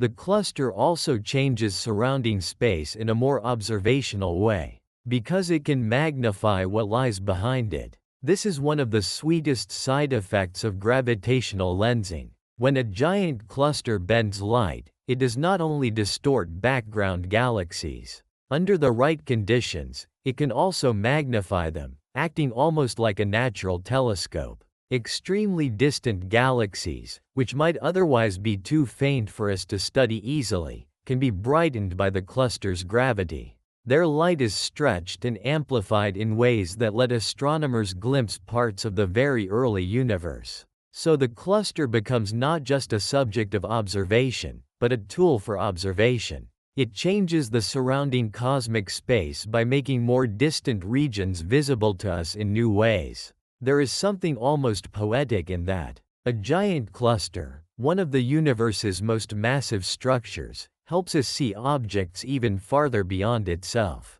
It is as though one giant, by bending space around it, briefly lifts the veil on more ancient and more distant lights. And that means a cluster changes not only physical space in its own region, but the very depth of cosmic history available to human sight. It enlarges the observable. It becomes part of how we know the universe. There is also the question of time. A giant cluster changes surrounding space partly because it changes the pace at which events unfold in its neighborhood. This is not necessarily time dilation in the dramatic science fiction sense people sometimes imagine, but a more general truth. Dense environments accelerate certain histories. Galaxies fall in, lose gas, merge, or are transformed more readily in cluster regions than they might in emptier space. The cluster gathers matter and speeds up some aspects of structural evolution locally. So its presence changes not just where things go, but how quickly certain environmental effects matter. A galaxy in quiet intergalactic space may spend long ages evolving gently. A galaxy drawn toward a giant cluster may enter a denser, harsher environment where gas stripping, tidal stress, and interaction history begin to reshape it more rapidly. The cluster becomes a place where long-term destiny is compressed, where the broad logic of cosmic structure formation becomes more visible because so much is happening inside one deep gravitational basin. This is one reason clusters can feel almost like ecosystems. Not because they are alive in the biological sense, of course, but because they contain feedback, environment, migration, pressure, transformation, and interdependence. Things inside them are changed by the structure they inhabit, and the structure itself continues evolving as new things fall in. That kind of interdependence is one of the quiet signatures of a giant cluster's surrounding influence. It does not merely possess a boundary. It generates a region of consequence. Another way to say this is that a giant cluster leaves marks in many directions at once. It bends the light of the farther universe. It draws in nearby matter. It heats and stirs its internal gas. It changes the lives of infalling galaxies. It magnifies background objects. It becomes a map of invisible mass. It alters the local architecture of the cosmic web. All of these are ways of changing surrounding space, and none of them are temporary in the trivial sense. They play out across millions or billions of years. The cluster is not flickering in and out of influence. It is slowly writing itself into the region around it through the long persistence of mass. That persistence is what makes giant clusters feel so powerful. A star is powerful, yes, but its influence is local in a certain way. A galaxy is larger, but still mostly a city of stars. A giant cluster begins to feel like geography, like a landscape feature of the universe itself, like a mountain range in space-time. And once you begin to imagine it that way, the surrounding space no longer feels neutral. It becomes terrain. Light bends through it. Matter falls into it. History accumulates around it. The cluster is no longer just another object among objects. It is one of the places where the universe becomes visibly shaped by its own hidden architecture. This is particularly true in dramatic systems like El Gordo, because a merger of such scale does not leave the surrounding space untouched. The hot gas is disturbed. The mass distribution becomes complex. The lensing signatures can become especially striking. The whole region becomes a kind of active workshop where the effects of enormous mass are easier to read because they are being amplified by collision and motion. That is one reason astronomers love such systems. They show the influence of a giant cluster in action, not only in equilibrium. They let us see what happens when one great gravitational city is still colliding with another. The distortion of background light, the displacement of gas, the motion of galaxies, all become stronger chapters in one visible story. If you imagine drifting near such a system, the experience would likely be deeply strange. With ordinary eyes alone, perhaps you would see galaxies suspended across enormous depths of black space, each one already too grand to absorb fully. But if you could also see X-rays, you would notice the huge hot atmosphere wrapped through the region. If you could see the dark matter, you would watch invisible topography rising and falling around everything. If you could see the lensing effect in real time, the background universe itself would look stretched and curved around the cluster, as though the sky had become soft near the giant. And that is perhaps the deepest truth of all here. A giant cluster teaches us that space is not hard and neutral. It can be shaped, curved, weighted, thickened with consequence. The old image of empty space as a passive container is too simple. Around a giant cluster, space becomes something more active. It becomes a medium that responds to mass, a place where geometry and gravity meet. That realization is one of the great gifts of modern cosmology. It makes the universe feel more alive, not in a mystical way, but in a structural one. It tells us that the cosmos is not merely filled with objects. It is full of relationships. One mass affects another. One structure guides another. One region changes how another is seen. And in a sense, that may be what the cosmic web has been telling us all along. Nothing truly large stands alone. A giant cluster is connected to its surroundings through gravity, infall, lensing, and environmental change. It is part of a wider system. Its greatness is visible partly because of what it does to the things around it. So when we ask how a cluster changes surrounding space, the answer is not one single effect. It is a whole family of effects. It bends light. It captures matter. It redirects motion. It heats gas. It transforms incoming galaxies. It magnifies the farther universe. It reshapes the visual and physical character of its region. In other words, it behaves like true large-scale structure. Not a mere occupant of the universe, but a participant in its geometry. And perhaps that is a good place to rest for a moment. Because once we understand how a giant cluster reaches beyond itself, the next question begins to form naturally. If a cluster can bend light, gather matter, and shape the region around it so deeply, then what does such a giant ultimately tell us about the history of the universe itself? What does it reveal about how structure formed, how matter gathered, how early the cosmos began building things of staggering scale? That is where the next part of the journey leads. For now, though, let the cluster remain in your imagination as something more than a collection of galaxies. Let it become a lens, a basin, a magnet for matter, a shaper of light, a giant whose influence extends far beyond its brightest members, a place where even the background sky is gently rewritten. And in that rewriting, the universe reveals one of its quietest truths. The biggest things do not only take up space, they teach space how to behave. Part 9: What a giant cluster tells us about the history of the universe. By now, the giant cluster no longer feels like a simple object. It has become something larger in the mind. Not just a gathering of galaxies, but a place where galaxies, hot gas, dark matter, motion, and gravity all overlap inside one immense gravitational world. We have seen that a cluster can shape the space around it, bend light, gather matter, and quietly reorganize the region it inhabits. And once we understand that, another question begins to open very naturally. What does a giant cluster tell us about the history of the universe itself?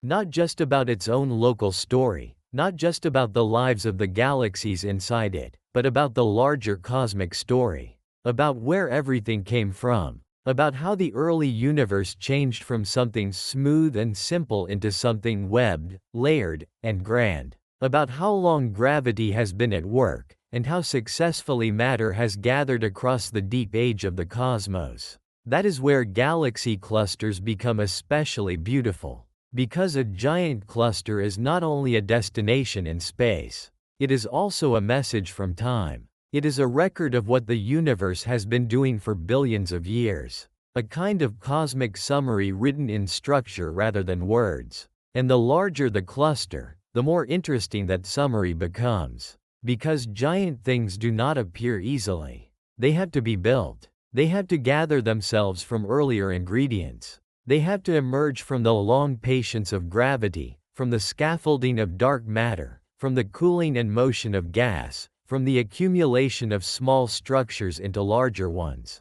A giant cluster is never the beginning of the story. It is always the product of many earlier stories stacked together. That is one reason they matter so much. They are like old cities. You can learn about the centuries that came before by studying the city that stands there now. You can read the roads, the walls, the architecture, the layers of building and rebuilding. You can tell that the present form did not emerge all at once. It is the result of long accumulation. A giant cluster works in much the same way. Its very existence tells us that the universe has already passed through many stages of construction. And if the cluster lies very far away, so that we see it when the universe was younger, the message becomes even more interesting. Then the cluster is not just evidence of what gravity can build. It is evidence of how early gravity was able to build it. That is why objects like El Gordo are so compelling.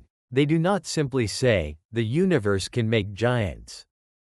They say, the universe was already making giants by this point in its history. And that tells us something profound about the pace of cosmic structure formation. To feel that more clearly, it helps to step back again to the early universe. Not all the way back to the Big Bang itself, but back to a time when the cosmos was far more uniform than it is now. The universe, in its youth, did not yet contain the rich tapestry of galaxies and clusters we know today. It was simpler, smoother. There were tiny fluctuations in density, yes, and those tiny fluctuations mattered enormously, but the great structures had not yet fully emerged. This is one of the most astonishing truths in cosmology. Everything we now see, every galaxy, every cluster, every filament of the cosmic web, every quiet group of galaxies drifting in the dark, all of it grew out of slight differences in the early universe. Tiny irregularities, tiny imbalances, seeds so subtle they might once have seemed almost trivial. And yet gravity took those seeds seriously. Where matter was just a little denser, gravity was just a little stronger. And where gravity was just a little stronger, more matter was drawn in. And where more matter was drawn in, the gravity deepened still further. Over millions and then billions of years, those small beginnings became galaxies, groups, filaments, and clusters. So when we look at a giant cluster, what we are really seeing is the final or at least current result of a process that began with almost invisible early differences. That alone makes a cluster feel deeply historical. It contains the memory of the young universe in its present form. Its mass distribution is not random. Its galaxies are not randomly placed. Its gas has not been heated arbitrarily. Everything about it reflects a long chain of cause and consequence stretching backward into the earliest chapters of cosmic history. In that way, a cluster is a bridge between the first fluctuations and the later universe of large structure. It lets us study how the universe got from smoothness to richness. That is a very big question, and giant clusters are one of the best places to ask it. One reason is simple: they are rare. The biggest things are always rarer than the smaller ones. That is true in ordinary life, and it is true in the universe. Small structures are easier to build. They require less gathering, less coordination, less time. Large structures require repeated assembly. They require mergers, infall, patient growth, and favorable conditions. So by the time you get to the truly giant clusters, you're dealing with the upper edge of what cosmic history has so far managed to produce. That means the abundance and timing of such clusters can be compared with our theoretical models. If the universe behaved one way, we should see a certain number of giant clusters by a certain epoch. If it behaved another way, we should see fewer. So every giant cluster becomes a test, not just a marvel. A test. A question posed to theory by reality. Was there enough time for this to form? Was the distribution of matter in the early universe such that this kind of structure should emerge by then? Are our estimates of dark matter, cosmic expansion, and initial fluctuations consistent with what we observe? These are some of the deepest questions in modern cosmology, and giant clusters help answer them. That is why astronomers do not merely admire them. They measure them. They count them. They compare them across time. They use them to see whether the universe we think we understand is the same universe that actually exists. And usually, wonderfully, the answer is that the match is fairly strong. The standard cosmological picture, with dark matter helping lay down the initial scaffolding and gravity gradually building upward through hierarchical structure formation, does a remarkably good job of explaining why clusters exist at all. But it is the extreme objects that keep the story alive, the especially massive ones, the unexpectedly early ones, the merging giants. The clusters that sit near the edge of expectation and make astronomers ask whether they are seeing a rare but acceptable outcome, or something that requires deeper thought. El Gordo became famous partly because of that tension. It was not obviously impossible. Science was more careful than that, but it was extreme enough to sharpen the conversation. It asked, in its own quiet way, how quickly was the universe building structures of this size? That question matters because it reaches back toward the early cosmos. If giant clusters can already exist by a relatively young cosmic age, then the seeds of large structure must have been efficient enough, and the growth process strong enough, to allow such systems to emerge.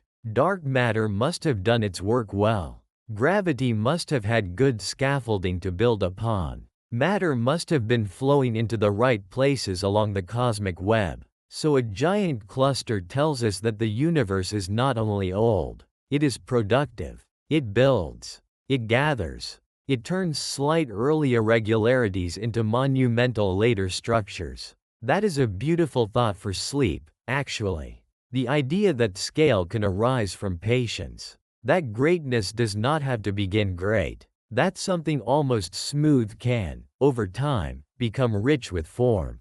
Clusters also tell us something about dark matter itself. Because without dark matter, our current understanding of large-scale structure formation becomes much harder to sustain. Ordinary matter alone, especially in the early universe, does not clump and grow in quite the same way. Radiation pressure in the early cosmos and the behavior of baryonic matter make the process more difficult. Dark matter, by contrast, begins gathering earlier and more effectively, creating the gravitational wells into which gas can later fall. So when we see a giant cluster, we are seeing one of dark matter's largest achievements. Not directly, of course. Dark matter still refuses to glow. But indirectly, unmistakably. The cluster's very existence, especially its total mass and its place in the timeline of structure formation, supports the idea that dark matter has been essential to the universe's history. This means a cluster is not just telling us that matter gathered. It is telling us what kind of matter must have helped the gathering happen. Its scale is a clue about invisible reality.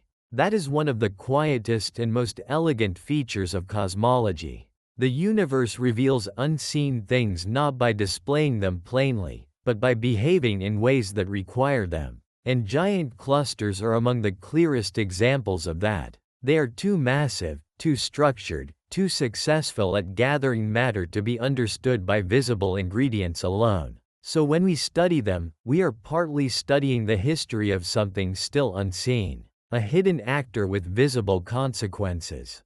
Giant clusters also teach us about the age of the universe in a more emotional sense. Not just the numerical age, but the developmental age. A universe can be 13.8 billion years old and still have different chapters within that age. Childhood, adolescence, maturity. Not literally, of course, but as an analogy for how structure changes over time. In the early universe, galaxies were younger, more irregular, more actively assembling. The cosmic web was still taking shape. Massive clusters were rarer and less fully grown. As time passed, more mergers occurred. More gas fell inward. More structures deepened. The great rich clusters of later cosmic history became more common. So a giant cluster tells us what kind of chapter the universe is in, or at least what kind of chapter it was in when the light left that cluster. That matters because astronomy is always dealing in delayed light. When we look far away, we look back. So a distant giant cluster is never just a present object. It is a chapter from the past being shown to us now. A nearby massive cluster tells us what gravity has achieved after nearly the full age of the cosmos. A distant massive cluster tells us what gravity had already achieved much earlier. This is why comparing clusters across redshift, which is really across cosmic time, becomes so powerful. We are not just cataloging objects. We are building a movie out of still frames. We are learning how the universe changed by comparing clusters from different epochs. In that sense, each cluster is a time marker, a milestone, a clue about what the universe was capable of building by that moment in its story. And the giant ones are especially important milestones because they represent the upper end of cosmic ambition. There is also another layer to all this, and it has to do with how the universe balances gathering against expansion. We often speak of the universe expanding, and it is expanding. On the largest scales, space itself stretches. Distant galaxies, unless gravitationally bound, drift farther apart over time. In that broad sense, the cosmos is opening outward. And yet, inside that expanding universe, gravity is still gathering matter locally. This is one of the most beautiful tensions in modern cosmology. The universe expands, but within it, structure condenses. Distance grows, but so do clusters. The big picture is separation. The local picture is assembly. A giant cluster is one of the strongest symbols of that local assembly. It tells us that even in an expanding universe, gravity can carve out deep pockets of order. It can make islands of concentrated structure inside a wider sea of cosmic recession. So in a sense, a cluster tells us that the history of the universe is not only one of spreading out, it is also one of coming together. That duality is part of what makes the cosmos feel so rich. It is not governed by one simple motion. It contains opposing trends held together in one reality. Expansion on the grandest scale. Gravitational gathering on smaller but still enormous scales. A giant cluster is where gathering wins locally. And by winning, it writes history into matter. Clusters also teach us about mergers as a central feature of cosmic evolution. Nothing large arrives alone. Large things are built from smaller large things. A giant cluster may have grown by absorbing smaller groups, smaller clusters, isolated galaxies, and streams of matter along surrounding filaments. Each merger adds mass, changes the internal gas, perturbs galaxy orbits, and alters the structure of the total dark matter halo. Over enough time, a cluster becomes the accumulated result of many such events. So when we look at a giant cluster, we are seeing a fossil record of mergers. Not always in a neat readable sequence, of course. The cluster is alive, not a museum in the ordinary sense.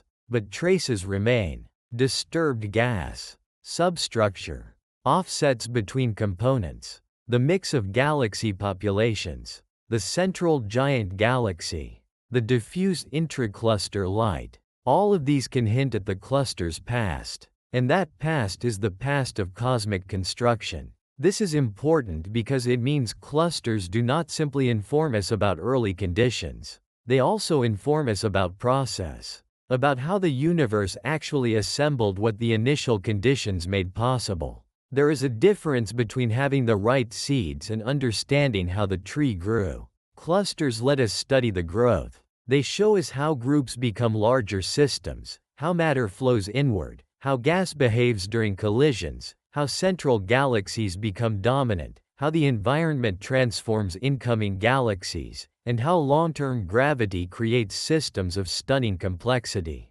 That is why clusters are historical objects in the fullest sense. They tell us not only where the universe began, but how it developed. And all of this returns us, gently, to the feeling of age. A giant cluster feels old, not because every part of it is equally ancient, but because it carries long duration inside its structure. It could not exist without time. Without billions of years of accumulation, without countless inflows and interactions, without long gravitational memory, it would not be what it is. This is one reason astronomy can be so calming at night. It places us in contact with duration, the kind of duration that makes our own hurried scales feel less rigid for a little while. A cluster does not rush. It becomes, slowly, patiently, through events so extended that even violence unfolds gracefully when seen from far enough away. And yet there is no passivity in that slowness.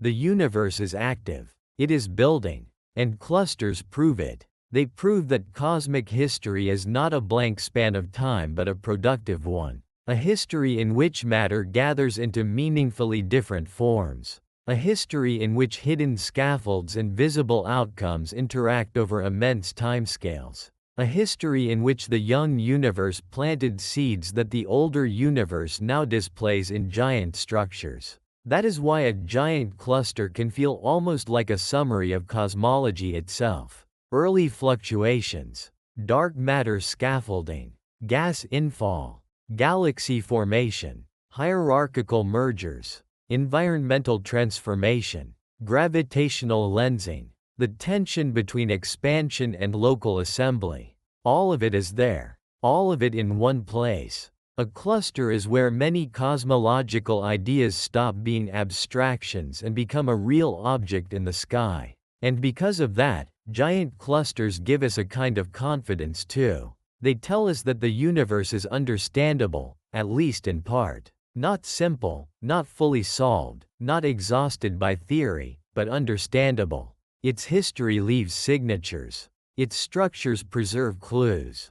Its present arrangements carry memories of earlier conditions. We can read those memories, however incompletely, and build a coherent picture of how the cosmos came to look the way it does. That is no small thing. On one small planet, around one ordinary star, minds have emerged capable of looking at a giant cluster and recognizing in it the story of the universe's growth. And perhaps that is one of the tenderest facts in science. We are tiny, but we are able to read largeness. We are brief, but we are able to notice deep time. We are local, but we are able to infer cosmic history from distant structure. A giant cluster, then, is not just a monument to gravity. It is also a monument to knowability. It says the universe has been leaving clues, and that we, by patience and method, can learn to understand them. If you imagine drifting beside such a cluster now, with all of this in mind, it begins to feel less like a simple mass of galaxies and more like a kind of historical object suspended in darkness. A cluster as archive. A cluster as memory. A cluster as evidence that the universe did not remain simple. That it changed. That it built. That it moved from smooth beginnings toward complex, layered grandeur. And perhaps the giant cluster says one more thing as well. That the universe has always been more relational than static. Everything large is built from many earlier relationships. The galaxies in the cluster, the gas between them, the dark matter around them, the filaments feeding them, the light passing through them, all of it is connected. History in the universe is not usually written by isolated objects. It is written by interactions. That feels like an appropriate truth to approach near the end of our journey. Because once we understand what a giant cluster tells us about the history of the universe, the final step becomes more reflective. What would it actually feel like to move through such a thing? Not only scientifically, but imaginatively. If we let ourselves drift through one of these immense gravitational cities, what kind of silence would surround us? What kind of scale would meet us? What kind of loneliness, beauty, and awe would such a passage contain? That is where we are going next. For now, though, let the giant cluster remain what it has become in your mind. A message from time. A monument to gravity. A fossil of cosmic growth. A reminder that the universe began almost smooth, and still found its way to grandeur. And through that quiet transformation, it left us something extraordinary. Not just galaxies, not just clusters, but evidence that the cosmos has a history, and that history can still be read in the largest things it has ever built. Part 10. If we could travel through the largest galaxy cluster. Now, after everything we have seen, after the long path from Earth to stars, from stars to galaxies, from galaxies to groups, from groups to clusters, and from clusters to one of the greatest giants we know, there is one final step left. It is the most human step of all. To imagine ourselves there, not as astronomers looking from a distance, not as instruments gathering light, but as quiet travelers, drifting through one of these immense structures, moving slowly enough to feel its scale, its emptiness, its silence, and its strange beauty. Because for all the science we have gathered, for all the measurements and models and invisible scaffolds of dark matter, there is still something special about imagination. It lets us take everything we have learned and turn it into experience. Not literal experience, of course. No human body could simply float through a giant cluster in the ordinary way.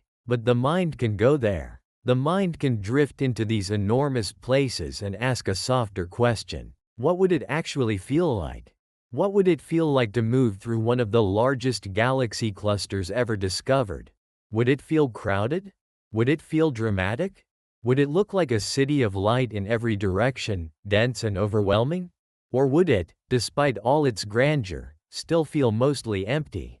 The answer, as with so much in astronomy, is gentler and stranger than first instinct suggests. Because a giant galaxy cluster is enormous beyond ordinary imagination, but it is not crowded in the way human cities are crowded. It is full, yes, but full on cosmic terms. The distances between galaxies remain immense. Even in one of the richest and most massive clusters, emptiness still dominates. Darkness still dominates. Silence still dominates. And perhaps that is the first thing we would feel. Not spectacle, but scale. If we began our journey from far outside the cluster, drifting inward very slowly, the structure might not reveal itself all at once. There would be no wall to cross, no gate, no sign announcing our entry into one of the universe's great gravitational cities. Instead, the cluster would emerge gradually, almost shyly. A few galaxies first, perhaps. Then more in the distance. A bright elliptical giant here, a faint smaller companion there. A subtle thickening of the cosmic landscape. More lights in one region of the sky than in the surrounding dark. At first, it might not seem extraordinary. That is one of the recurring lessons of the universe. Greatness often arrives quietly. It does not always explode into view. Sometimes it builds around you so gradually that only patience reveals what you are actually inside. As we drift deeper, the pattern would become clearer. Galaxies would appear in greater number. Some would be old and red, softly glowing with ancient stars. Others might still show traces of spiral structure, though many in rich clusters would look more settled, more aged, less full of young blue star-forming regions than galaxies in quieter environments. The central regions might hold one or more giant elliptical galaxies, vast and luminous, almost like old capitals resting at the heart of a forgotten empire. But even then, even surrounded by these galaxies, you would still feel the emptiness. That is important to hold on to. A galaxy cluster is not like a swarm of bees or a flock of birds or even a city skyline. It is more like a vast plain across which lights have been scattered at distances that mock ordinary travel. If you were near one galaxy, the next would still be astonishingly far away. Not across a street. Not across a city. Not even across a continent. Across gulfs so enormous that light itself takes tens or hundreds of thousands of years, sometimes much more, to cross between meaningful landmarks. This means that traveling through a giant cluster would be an experience of repeated awe and repeated loneliness. You would never really feel close to very much at once. You might spend a long stretch drifting through darkness with one galaxy behind you and another ahead, both grand beyond words, and still feel as though you were moving through open night. That combination is part of what makes clusters so emotionally powerful to imagine. They are full of matter, but not in a way that comforts the human instinct for closeness. Their fullness is vast. Their neighborhoods are separated by distances so huge that even belonging remains solitary. And yet the cluster would still have a presence. Even when not immediately obvious to the eye, you would be moving inside a deep gravitational environment. The cluster's dark matter halo would surround you, though invisibly. Its hot intracluster gas would spread across the region, thin but immense, a ghostly atmosphere filling the space between galaxies. You would not see that gas with human eyes, but if you could somehow sense X-rays or map temperature and plasma the way astronomers do, you would realize you were not drifting through simple emptiness at all. You were moving through a medium, through a hot and hidden ocean spread across millions of light years. That would change the feeling completely. Because now the cluster would no longer seem like a set of isolated lights in darkness. It would begin to feel like an environment. A place with internal weather. A place whose emptiness is not truly empty. A place where gas, though almost unimaginably diffuse, still fills huge volumes and carries the memory of collisions, shocks, and heat. And then there would be the light itself. If you could look outward from within the cluster, you would not only see its member galaxies. You might also see the background universe altered by the cluster's gravity. Distant galaxies behind the cluster would appear stretched and curved if your viewpoint aligned correctly. The whole sky in some directions might bear subtle signatures of gravitational lensing, as though the cluster were gently reshaping the fabric of the visible cosmos around you. This is such a lovely detail to imagine. Even inside the cluster, the universe beyond would not appear entirely untouched. The giant you were traveling through would be bending the paths of light, rewriting the deep background, turning remote galaxies into arcs and distortions. So the cluster would not only contain you, it would influence your view of everything farther away. In that sense, traveling through it would feel like moving through a place where perspective itself has mass. A place where the surrounding sky has been edited by gravity. And if the cluster were something like El Gordo, still shaped by the drama of a major merger, then the feeling would become even stranger. Because now you would not merely be inside a vast gravitational city. You would be inside one still rearranging itself. The gas would carry the memory of impact. The distribution of mass would not be perfectly calm or symmetrical. There would be a history of collision written into the structure. Two giant systems having fallen together, passed through one another, heated gas into great X-ray bright forms, and continued on inside one broader, evolving whole. That is hard to imagine at first, because on human timescales it would still appear almost frozen. Nothing would seem to happen quickly. You would not watch galaxies racing visibly across the sky the way clouds move over a landscape. You would not watch gas fronts crashing in real time. The entire drama would be stretched across spans of time so vast that even the most violent cluster merger would look calm if observed moment to moment. And perhaps that is one of the most soothing truths in astronomy. The universe contains violence without hurry. It contains enormous energies unfolding at a pace so slow that the effect becomes almost meditative. Even collisions between galaxy clusters, among the most energetic events since the Big Bang, happen in a way that human imagination can enter as calm. Not because they are harmless, but because time itself softens them into grandeur. If we continued our journey toward the center of the cluster, the galaxies might become more numerous. The giant central elliptical galaxy, if present, would feel especially imposing. Not because its shape is flamboyant, but because of its sheer scale and age. A central giant often feels old in a way that is hard to put into words. It has the dignity of something formed through repeated mergers, through long accumulation, through the slow surrender of smaller galaxies to a deeper center. To drift near such a galaxy would be to feel the age of cosmic architecture. Not youth, not bright chaos, but maturity. A city center built over epochs. And yet, even here, silence would rule. That may be the most important thing of all. A giant cluster is not loud. Not in any ordinary sense. Space does not carry sound the way air does. There would be no roar of gas, no thunder from collisions, no hum of movement, no chorus of stars. Everything that looks so dramatic in data and images would be unfolding in an acoustic emptiness so complete that the mind almost resists it. This silence gives the whole journey a dreamlike quality. You could be surrounded by galaxies, immersed in a structure with the mass of thousands of Milky Ways, moving through a region where hot plasma fills the space between giant stellar systems, and still the dominant feeling would be silence, darkness, distance, slowness. That is why the cluster becomes such a perfect final destination for a sleep journey.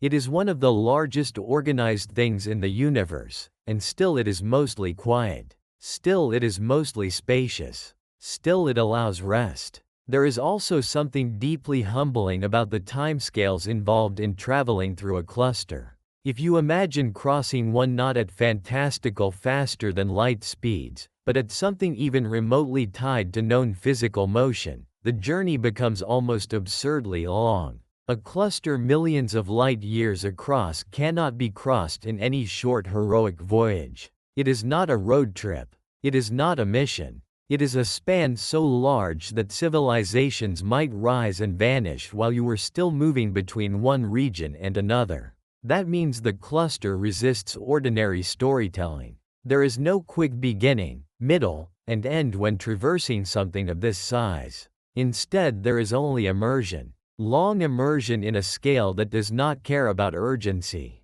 A kind of surrender to duration. And perhaps that surrender is exactly what makes it calming. The cluster teaches slowness. It makes human haste feel small without making human life feel meaningless. It simply places us inside a wider rhythm. A rhythm where things do not need to happen now to be real. Where growth can take billions of years and still be meaningful. Where even light takes time, and truth arrives through patience. As we drift farther through the cluster, perhaps glancing back now and then, a realization would gradually deepen. This giant is not just a place. It is a history held together by gravity. Every galaxy inside it carries a story. Some arrived alone. Some arrived in groups. Some were reshaped by the cluster environment. Some were stripped of gas. Some merged and became part of larger systems. The hot gas remembers collisions. The diffuse intracluster light remembers stars torn from their galaxies. The dark matter halo remembers the long assembly of mass over cosmic time. And the cluster as a whole remembers the universe that made it possible. So traveling through it would not feel like moving through one object so much as moving through accumulated time. Time made visible as structure. Time made heavy. Time gathered into one enormous place. This may be the deepest emotional truth of the journey. A giant cluster is what time looks like when gravity is allowed to work on a grand enough scale. And if you knew that while drifting through it, the whole experience would feel less lonely and more meaningful. The emptiness would remain, yes. The distances would still dwarf every ordinary scale. But the cluster would no longer feel like empty separation. It would feel like connected history stretched across enormous space. Even the loneliness would have context. It would be the loneliness of being inside something larger than self, not the loneliness of being abandoned. There is a difference. A great cathedral can feel empty, but not abandoned. A mountain range can feel solitary, but not indifferent. A giant galaxy cluster would feel like that. Vast enough to diminish the self, but also ordered enough to remind you that you are drifting inside a meaningful architecture. And perhaps, after long enough, another softer thought would arise. That our own lives, though tiny beside such scales, are not separate from this story. We are made of matter that belongs to the same universe. The atoms in our bodies were forged in stars. Those stars belong to galaxies. Those galaxies belong to larger structure. The same gravity that assembled the cluster shaped the wider cosmic web from which our own galaxy emerged. We are not outside this grandeur, looking in from another reality. We are inside it. We are one local expression of the same long unfolding. That is comforting, I think. Not because it makes us large, but because it makes us connected. The cluster is unimaginably vast. We are brief and small. And yet the same universe holds both. The same laws. The same history. The same long patience of matter becoming form. So if we could travel through the largest galaxy cluster ever discovered, perhaps the final feeling would not be fear. Perhaps it would be perspective, a widening of inner space, a relief from the tightness of ordinary scale, the realization that the universe is larger, older, and quieter than our anxieties usually allow us to remember. And in that wider quiet, something inside us might finally loosen. The deadlines would shrink, the noise would soften, the mind would stop demanding immediate answers from a reality built on deep time. Maybe that is one of the hidden gifts of astronomy. It does not solve every human problem, but it changes the room those problems are standing in. It gives them a sky. And now, as we come gently to the end of this journey, we can gather the whole path together. We began with a question about the largest cluster of galaxies ever discovered. At first it seemed like a question about size alone, but the deeper we went, the richer it became. We learned that clusters are not just crowds of galaxies. They are giant gravitational cities, built through the long work of dark matter and gravity. We learned that largest can mean different things: widest, richest, most massive, most extreme for its era. We followed one of the most famous giants, El Gordo, and saw why it matters not only because it is huge, but because it was already huge when the universe was much younger. We saw how astronomers found such giants, not through one single glance, but through many forms of seeing: microwave signals, redshifted galaxies, X-ray gas, gravitational lensing, hidden mass. We opened the cluster and looked inside it. Galaxies, hot plasma, dark matter, motion, collisions, diffuse starlight, gravitational memory. We saw how the cluster changes surrounding space, bending light, drawing in matter, and altering the visible universe around it. And finally, we asked what it would feel like to travel through such a place. The answer, perhaps, is that it would feel like entering a silence large enough to hold history. A silence filled with galaxies. A darkness shaped by invisible mass. A structure so vast that even its violence becomes calm when seen across cosmic time. And now, after all of that, we can return gently home. Back from the giant cluster. Back across the cosmic web. Back past the long filaments and galaxy groups. Back through the quiet spiral of the Milky Way. Back past our sun. Back to our small world. Back to the room you are in now. To the surface beneath you. To the air around you. To the rise and fall of your own breathing.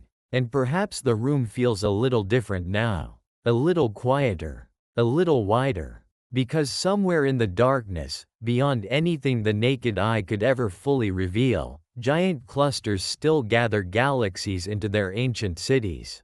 Gravity still shapes the sky. Light still bends around invisible mass. The universe is still becoming itself, patiently, silently, beautifully. And here, on one very small world inside that same universe, you have followed the thought all the way out to one of its greatest structures and back again. That is enough for tonight. If this journey helped you drift a little farther from the noise and a little closer to rest, you can always leave a quiet like, subscribe for more slow explorations, and share a thought in the comments whenever you return. Even a simple note about where you listened from is always lovely to read. For now, though, nothing more is needed. The galaxies can keep their long, slow motion. The cluster can keep its silence. The universe can go on being vast. And you can rest. Sleep well.